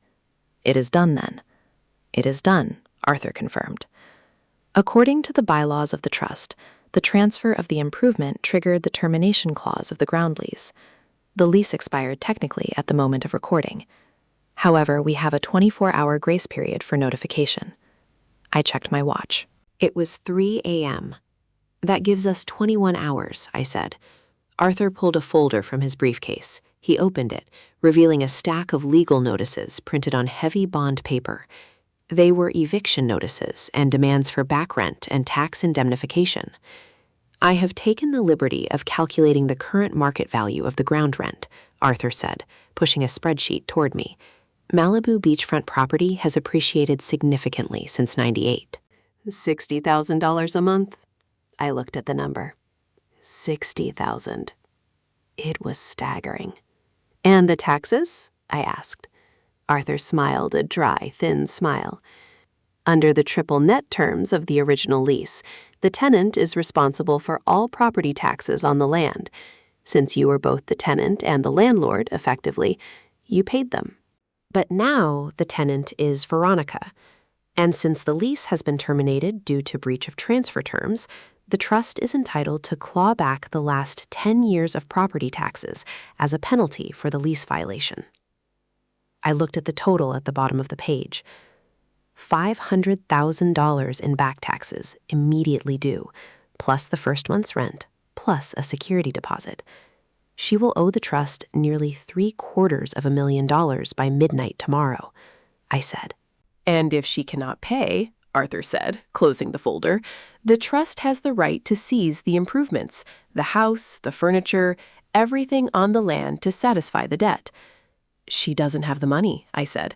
"I gave her $2 million, but she has likely already spent half of it on paying off her own debts and putting deposits down on her new life. She won't have the liquidity." "Then she will be evicted," Arthur said simply. "It is a mathematical certainty." I took a sip of the black coffee. It was bitter and hot. "Serve her, Arthur," I said. "Serve her at 1 minute past midnight. I want her to be sleeping in that bed, thinking she owns the world, when the doorbell rings." Arthur nodded. "We have a process server on retainer. He is very discreet and very persistent. He will deliver." I reached across the table and shook Arthur's hand. His grip was surprisingly strong. "Thank you, Arthur, for keeping this safe for all these years." Arthur looked at me, his expression softening slightly. "You built a fortress, Harrison," he said. "You just forgot to live in it. Now you are using the bricks to bury your enemies. It is a valid strategy." I stood up, taking the metal box back. "It is not about burying her, Arthur," I said. "It is about digging my son out." I walked out of the diner, leaving Arthur to his tea and his calculations. The sky was beginning to turn gray in the east. A new day was coming. The day Evelyn Vance would find out that gravity is a very harsh mistress. I drove back to the apartment, feeling the vibration of the engine in my bones. I wasn't tired anymore. I was electrified. I had given her the rope. I had watched her tie the knot. Now, all I had to do was kick the chair away. When I got back to the apartment, Julian was awake, sitting on the couch, staring at the wall. "Where did you go?" he asked, not looking at me. "I went to work, Julian," I said, walking into the kitchen to make him breakfast. "I went to get our life back." He didn't ask what I meant. He just shook his head and turned away. He didn't believe me. Not yet. But he would. By tomorrow morning, he would understand everything. I sat down at the small dining table and watched the sun come up over the parking lot. The light hit the peeling paint and the cracked asphalt, making everything look stark and ugly.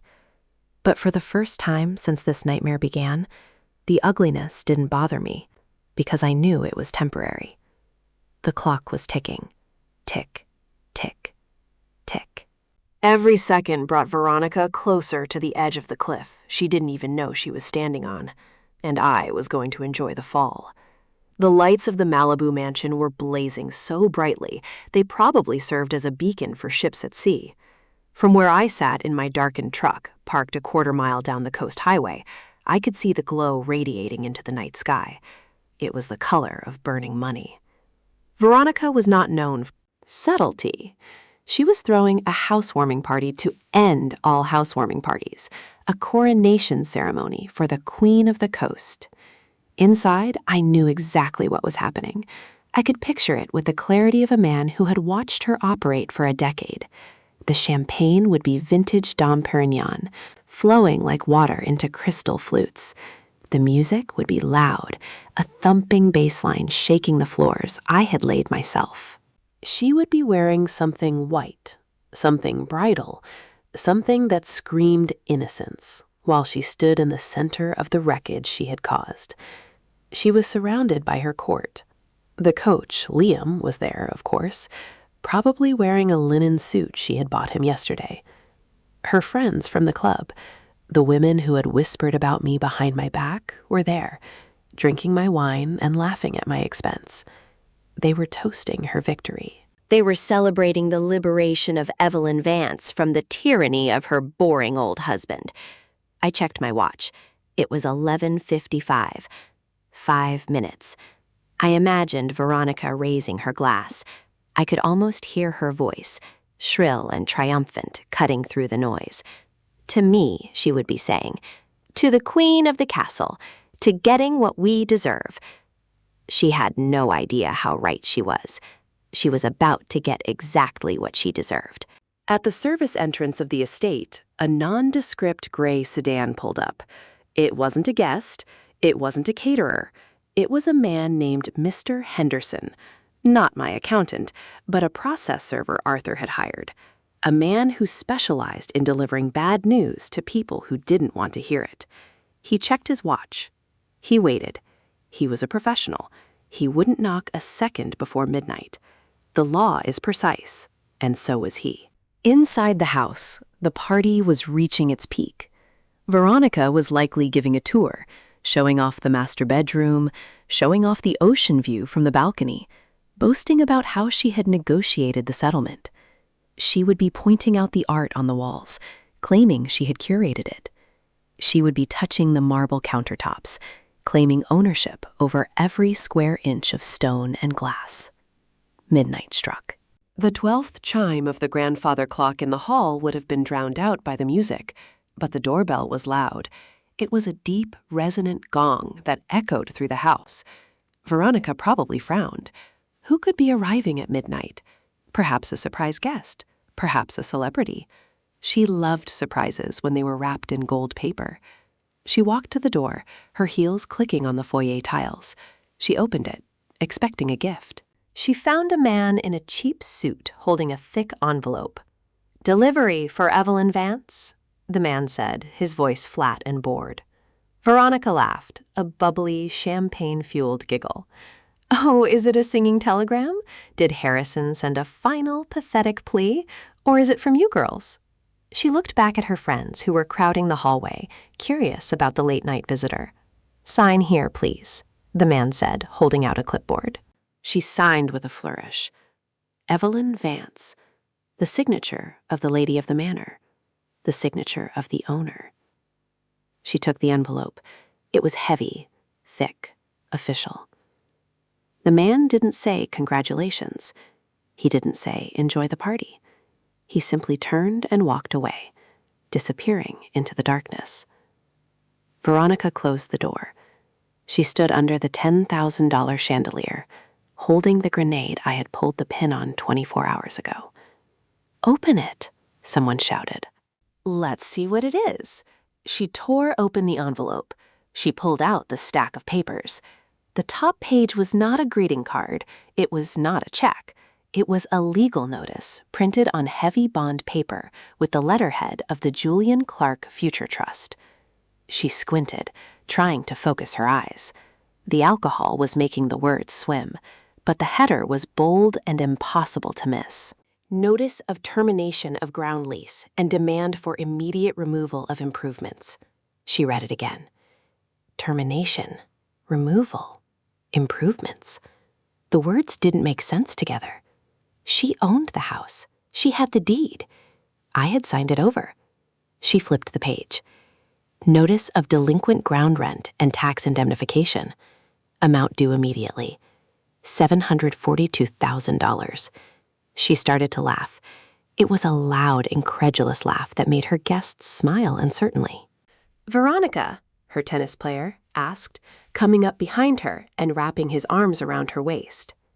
Who is it from? It is a joke, she screeched, waving the papers in the air. It is a prank. Harrison is trying to be funny. Listen to this, everyone. She cleared her throat, striking at dramatic pose. It says I have to remove the improvements from the land. Remove the improvements? That means the house? He wants me to move the house? Can you believe it? He says the ground lease has expired. The guests laughed. It sounded absurd. Move a $15 million mansion? It was obviously a bitter old man's joke. He thinks he can scare me? She shouted, her voice rising with hysteria. He thinks he can ruin my night with fake legal papers? I own this house, Harrison. I have the deed. I have the... She looked at the papers again, her eyes scanning the dense legal text. Pursuant to the terms of the 1998 trust agreement, ownership of the physical structure does not convey ownership of the underlying real property. Eviction proceedings will commence in 48 hours. She stopped laughing. A flicker of doubt crossed her face. Just a shadow, but she pushed it away. She was the winner. Winners don't get evicted. This is garbage, she announced. Absolute garbage. He is just jealous. He is sitting in some sad little apartment wishing he was here, and he sent this to annoy me. Well, it won't work. She grabbed the stack of papers with both hands. The thick bond paper resisted, but she was fueled by rage and adrenaline. She ripped them in half. The sound was loud, like a gunshot in the foyer. I am the queen of this castle, she screamed, throwing the torn pieces into the air like confetti. No one tells me to leave. No one. Her friends cheered. They clapped. They toasted her defiance. They didn't know they were cheering for a woman who had just torn up her own eviction notice. They didn't know that. Ignorance of the law is not a defense, especially when the law is coming for your throat. Veronica turned to her lover and kissed him hard, desperate to prove that she was in control, desperate to prove that the piece of paper meant nothing. "Turn the music up," she commanded. "Let's dance." The bass thumped again. The party resumed. Veronica danced in the center of the room, spinning and laughing, stepping on the torn scraps of paper scattered on the marble floor. She was dancing on the wreckage of her own future. From my truck, I watched the lights flicker as the music pumped. I didn't need to see inside to know what she had done. I knew her. She would tear it up. She would deny it. She would double down on her delusion. That was exactly what I wanted. By tearing up the notice, she had technically been served, but had chosen to ignore it. She wasn't calling a lawyer. She wasn't calling the bank. She was dancing. Every minute she spent dancing was a minute she wasn't preparing a defense. Every bottle of champagne she opened was another nail in the coffin. I put the truck in gear. My work here was done for the night. The seed of doubt had been planted, even if she tried to rip it out. When she woke up tomorrow with a hangover and the realization that the papers were real, the panic would set in, and by then, it would be too late. I drove away from the glow of the mansion, back toward the dark reality of my apartment. But the darkness didn't feel heavy anymore. It felt like cover. It felt like strategy. Veronica was the queen of the castle for one more night, but the king had returned, and he had brought the chessboard with him, and she didn't even know she was already in checkmate. The courtroom was cold and smelled of floor wax and old wood. the distinct scent of a place where lives are disassembled and assets are divided. Veronica sat at the plaintiff's table, looking less like a grieving divorcee and more like an avenging angel. She was wearing a black dress that cost more than my first 3 cars combined, and her face was set in a mask of righteous indignation. Beside her, Victor Vance was arranging his papers with the confidence of a man who believes he has already won the lottery and is just waiting for the check to clear. They had sued me. It was a bold move. After tearing up the eviction notice at her party, Veronica had gone on the offensive. She filed an emergency motion for a restraining order and a civil suit for harassment, claiming that I was using fraudulent legal documents to terrorize her in her own home. She wanted the judge to hold me in contempt. She wanted damages. She wanted to strip the last shred of dignity I had left. I sat at the defendant's table with Sarah. We didn't have stacks of files. We didn't have a team of paralegals. We just had the battered metal box from my apartment sitting between us. The judge was a stern woman named Judge Patterson, who looked like she had no patience for rich people squabbling over beach houses. She peered over her glasses at Richard. "Mr. Sterling," she said, her voice dry, "you are alleging that the defendant, Mr. Clark, has engaged in a campaign of harassment by serving your client with fake eviction notices for a property she legally owns. Is that correct?" Richard stood up, buttoning his jacket. He smiled that shark smile. "That is correct, Your Honor. Just 3 days ago, Mr. Clark signed a binding settlement agreement transferring full ownership of the Malibu estate and the New York penthouse to my client. We have the signed deeds right here. He gave her the keys. He walked away. And then, in a fit of seller's remorse, or perhaps just spite, he hired a process server to disrupt her housewarming party with these absurd documents, claiming she has no right to be there. It is emotional abuse, Your Honor. It is a desperate attempt to claw back what he legally signed away." He walked to the bench and handed the judge the settlement agreement. "Here is the transfer of title, Your Honor, signed by Arthur Sterling. It grants Evelyn Vance 100% ownership of the residence at 1088 Malibu Road. It is airtight." Judge Patterson scanned the document. She looked at me. "Mr. Clark," she said, "did you sign this document?" I stood up slowly. My knees popped in the quiet room. I didn't look at Veronica. I looked straight at the bench. "Yes, Your Honor," I said. "I signed it. I transferred ownership of the structure to my ex-wife. I gave her the house." "Then what is this?" Shortart interrupted, waving the torn eviction notice in the air. "Why are you sending her eviction notices for a house you admit you gave her?"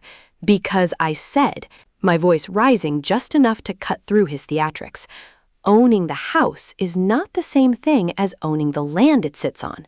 The room went silent. Richard frowned. He looked at the deed in his hand, then back at me. "What are you talking about?" he scoffed.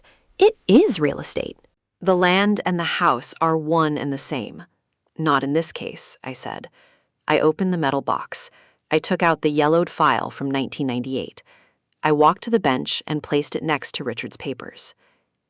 "Your Honor, if you will look at the document labeled Trust Deed and Ground Lease, you will see that 25 years ago, I severed the estate.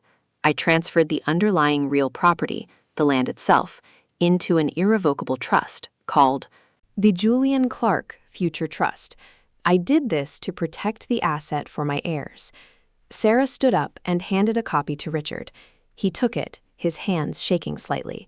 He began to read, his eyes darting back and forth across the page. I continued speaking to the judge. The entity that owned the physical structure, the house, the pool, the garage, signed a 25-year ground lease with the trust. That lease, Your Honor, contained a specific clause regarding the transfer of the structure. It states that if the structure is transferred to a non-blood relative, the ground lease does not automatically transfer. It terminates. Judge Patterson flipped through the old file. She found the clause. She read it silently, her lips moving slightly. Richard looked up from the paper, his face draining of color. He looked at Veronica, who was staring at him with wide, confused eyes. "Richard," she hissed, "what is he saying?" "He is saying," Richard stammered, "you own a pile of bricks, Veronica, but you don't own the ground." "Objection!" Richard shouted, turning back to the judge, desperate to regain control. "This is archaic. This is a technicality. The settlement agreement clearly implied the transfer of the entire property. The intent was clear." The intent of the settlement agreement was to transfer the assets listed. I countered. The asset listed was the residence, the structure. The land was never listed because I didn't own the land personally. The trust owned it. I could not give her what was not mine to give. Judge Patterson looked up from the documents. She took off her glasses. She looked at Richard with a mixture of pity and annoyance. "Mr. Sterling," she said, "did you do a title search on the underlying land before you advised your client to sign?" Richard opened his mouth, but no sound came out. He hadn't. He had seen the deed to the house and assumed it included the land. It was a rookie mistake, a mistake born of arrogance. "No, Your Honor," he whispered. The judge turned to me. "Mr. Clark, is the trust currently the legal owner of the parcel in question?" "Yes, Your Honor." "And has the ground lease expired?" "It expired at midnight on the date of the transfer. Your Honor, the notice served to Miss Clark was a formal notification of lease termination and a demand to surrender the land or enter into a new lease agreement." Judge Patterson nodded. She picked up her gavel. "This court finds that the documents presented by the defendant are valid." The separation of land and improvement is a legal and binding structure common in commercial real estate and perfectly legal in residential cases if properly documented, which this appears to be. She looked at Veronica. "Miss Clark, you are the legal owner of the house. However, you have no legal right to occupy the land beneath it. As of midnight 2 nights ago, you are technically trespassing on private property owned by the Julian Clark Future Trust." Veronica stood up her chair, scraping loudly. "Trespassing?" she screamed. "It is my house. He gave it to me. I have—" "The keys, you have the keys to a building, ma'am," the judge said, her voice hard. "But that building is parked on someone else's lot, and that someone else has the right to ask you to move it." "Move it?" Veronica shrieked. "It is a $15 million mansion. How am I supposed to move it?" "That is not the court's problem," the judge said. "The owner of the land has the right to demand a clean lot, or they have the right to charge you rent for the privilege of keeping your house there." Judge Patterson banged the gavel. The sound was like a gunshot. Case dismissed. The harassment suit is baseless. The eviction notice stands. Mr. Sterling, I suggest you advise your client to negotiate with the landowner immediately before they bring in the bulldozers. The courtroom erupted in murmurs. Veronica collapsed back into her chair, looking as if she had been physically struck. She looked at Richard, but he couldn't meet her eyes.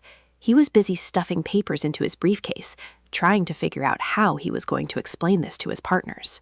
I stood there feeling the cold air of the courtroom against my face. It was done. The trap had sprung. The jaws of the trust had snapped shut around her ankle, and she hadn't even seen the teeth until it was too late. Sarah leaned over to me. "You did it," she whispered. "She owns nothing." I looked at Veronica.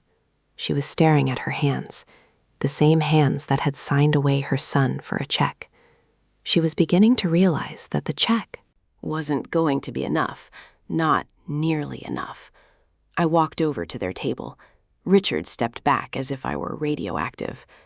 Veronica looked up at me, hatred and fear warring in her eyes. "You tricked me," she spat. "You old bastard. You tricked me." "I didn't trick you, Veronica," I said, my voice calm. "I gave you exactly what you asked for. You just didn't ask the right questions." I placed a card on the table in front of her. It was the business card for the trust administrator. "Call him," I said. "He has the new lease terms ready." She looked at the card. "What terms?" I smiled. "Market rates." "Veronica." "Market rates." I turned and walked toward the door. I didn't need to stay for the aftermath. I knew what was coming next. The realization of the debt, the realization of the taxes, the realization that she was bankrupt. I walked out of the courtroom and into the hallway where Julian was waiting. He was sitting on a bench, his headphones around his neck, looking anxious. When he saw me, he stood up. "Dad?" he asked. "What happened?" I put my arm around his shoulder. "Let's go get some pizza, son," I said. "We have a lot to talk about, and you have some papers to sign." "What papers?" he asked, falling into step beside me. "Landlord papers," I said. We walked toward the exit, leaving the wreckage of Veronica's life behind us. She had wanted the ground beneath her feet to be solid gold. Instead, she had found out it was a trapdoor, and she was still falling. The judge had left the bench, but Veronica was still frozen in her chair, a statue of disbelief carved from ice and arrogance. Her hands were clutching the edge of the mahogany table so tightly that her knuckles were white bone against her tanned skin. She looked like a woman who had just stepped off a cliff and was hovering in the air for that split second before gravity remembered its job. Diana Cross, my attorney, walked around the table. She moved with the silent, predatory grace of a shark, sensing blood in the water. She held a single sheet of paper in her hand. It wasn't a court document. It was an invoice. She stopped right next to Veronica. She didn't shout. She didn't make a scene. She leaned down, her lips inches from Veronica's ear. The room was quiet enough that I could hear the rustle of the silk of her blouse. Sarah whispered 5 words, 5 simple syllables that carried more weight than the wrecking ball that was about to hit Veronica's life. "The land belongs to Julian." Veronica flinched as if she had been burned. She turned her head slowly to look at Sarah, her eyes wide and glassy. "What?" she whispered, her voice barely audible. Sarah straightened up and placed the invoice on the table, directly on top of the useless deed Veronica had been clinging to. "The trust," Sarah said, her voice projecting clearly now, so Victor Vance could hear every word. "The Julian Clark Future Trust. It is an irrevocable trust established for the sole benefit of Julian Clark. Harrison is the grantor." "But Julian is the beneficiary. You just signed away your son, Veronica, and in doing so, you signed away the only leverage you had to stay on that property. You are now a tenant living on your son's land, and the landlord is calling in the debt." Veronica looked down at the paper. I watched her eyes track the lines of figures. I knew what was written there. Arthur and I had drafted it with precise, brutal clarity. "Item 1, Sarah recited, pointing to the first figure. "Current market ground rent for beachfront property in Malibu, zip code 90265. Adjusted for inflation and demand, $60,000 per month. Effective immediately, payable in advance. The first payment is due by close of business today." "$60,000? Veronica choked out. That is impossible. No one pays that." "That is the rate," Sarah said coldly. "If you don't like it, you are free to move your house elsewhere." Item 2. Sarah continued, her finger moving down the page.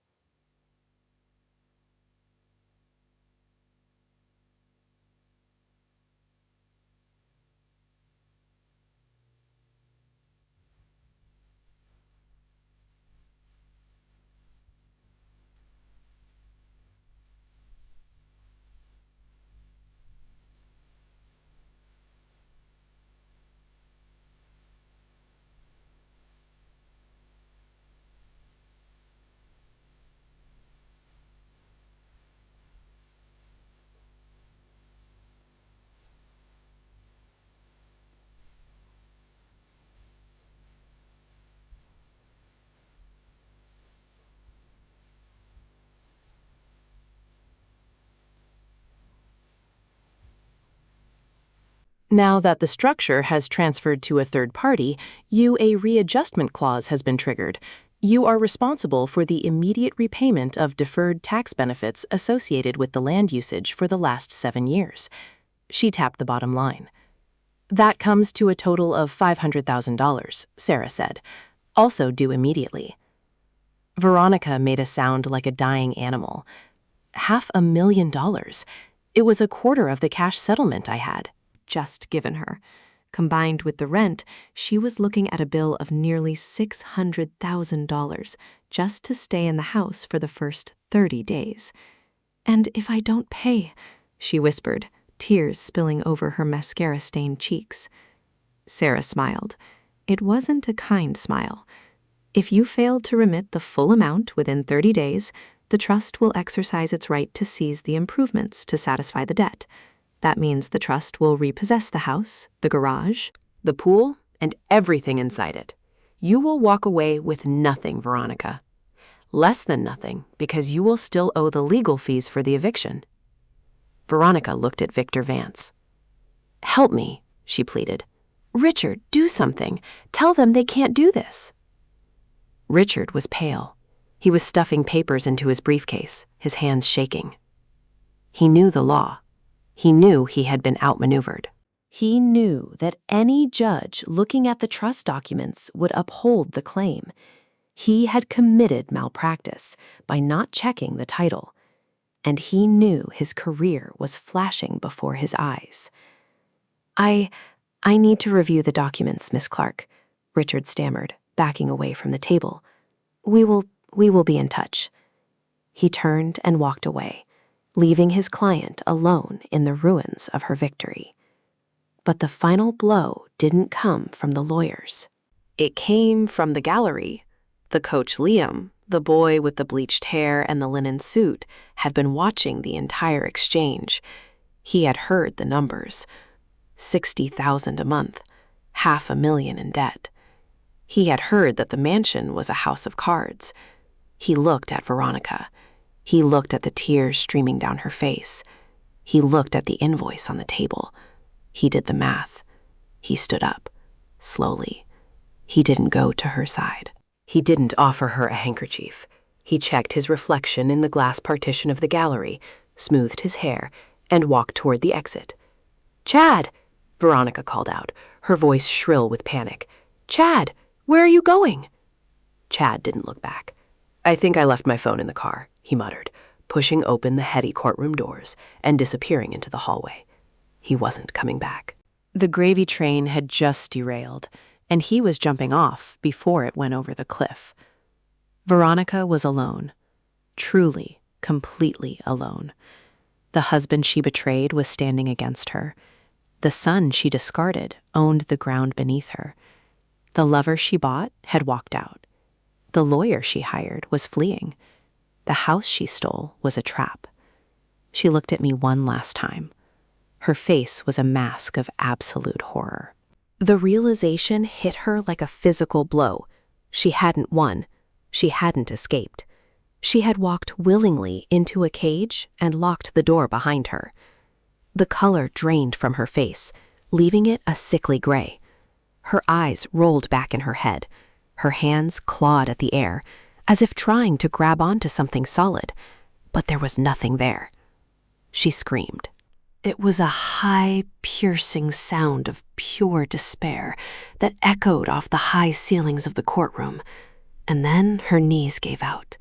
She crumpled to the floor in a heap of expensive black silk and gold jewelry. The bailiff moved forward, calling for a medic. Sarah stepped back, avoiding the falling woman with a look of distaste. I watched her fall. I watched the woman who had terrorized my son collapse under the weight of her own greed. I didn't feel joy. I didn't feel triumph. I just felt a heavy sense of completion. The balance sheet was finally zeroed out. The debt was paid. I turned to Sarah. "Send the bill to her hospital room," I said, "and make sure Arthur files the lien on the cars by 5. I don't want her selling a Porsche to pay the rent." Sarah nodded, closing her briefcase. "Consider it done, Harrison." I walked away from the commotion. I walked away from the woman on the floor. I walked toward the door where my son was waiting. The air in the hallway was fresh and cool. It smelled of freedom.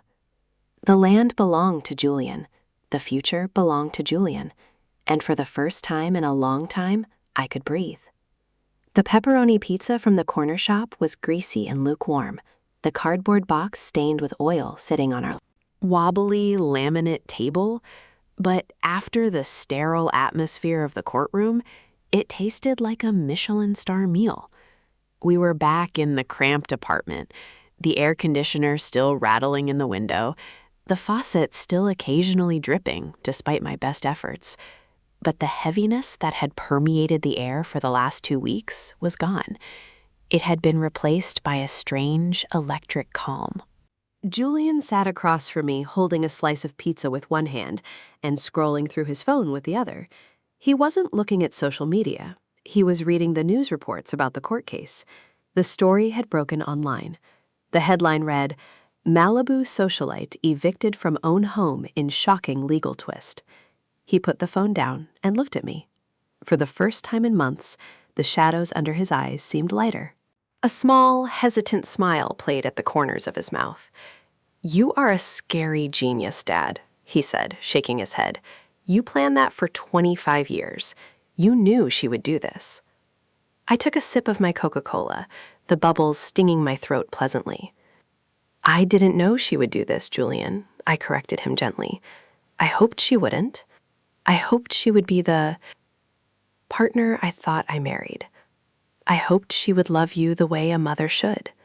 But in my line of work, you don't build a skyscraper without accounting for earthquakes. You don't hope the ground stays still. You build a foundation that can survive the shake." Julian picked at a piece of pepperoni. "So what happens now?" he asked. "Does she really have to move the house?" I wiped my hands on a paper napkin. "She has 2 choices," I explained, leaning back in the cheap metal chair. "She can pay the rent and the back taxes, which we know she cannot afford, or she can try to sell the house to a third party." Julian frowned. "But who would buy it if the rent is $60,000 a month?" "Exactly," I said, pointing a finger at him. "No one. No sane investor will touch a property with that kind of carrying cost and a hostile landlord. She will list it for $15 million, then 10, then 5.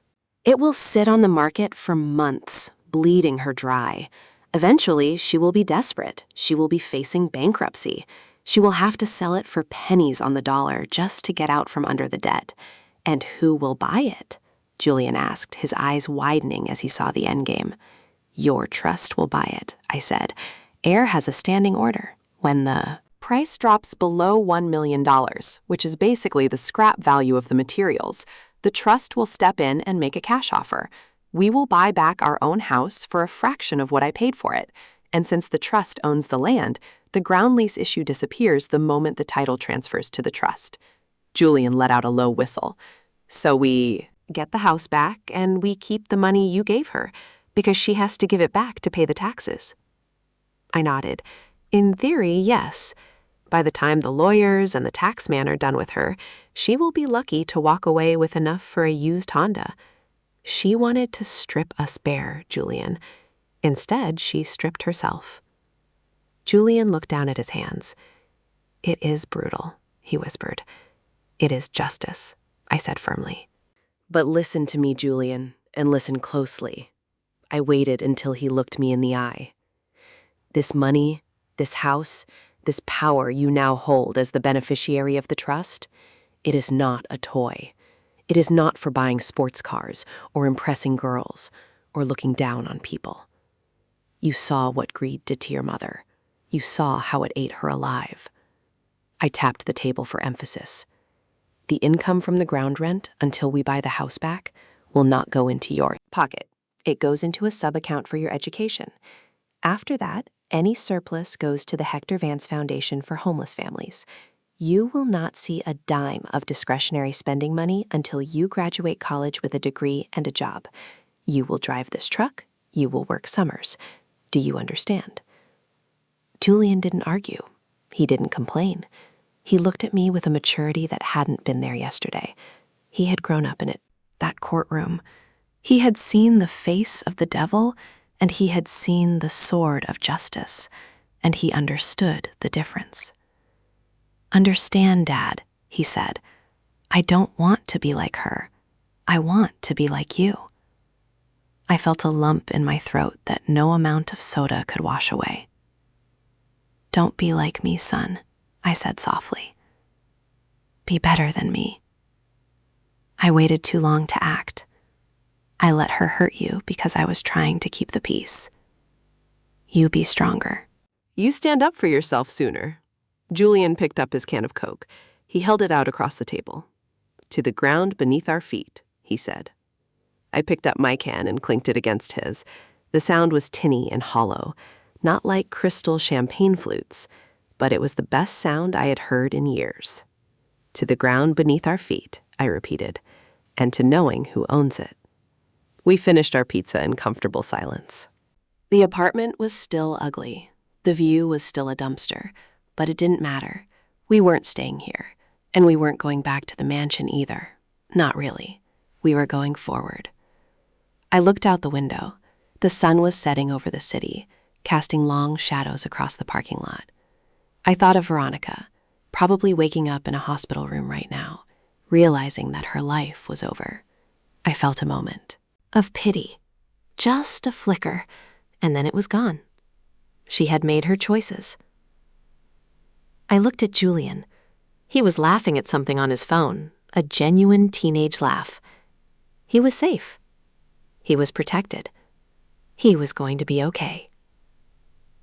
I leaned back in my chair and closed my eyes. For the first time in 25 years, I didn't have to worry about the foundation. I didn't have to worry about the lease.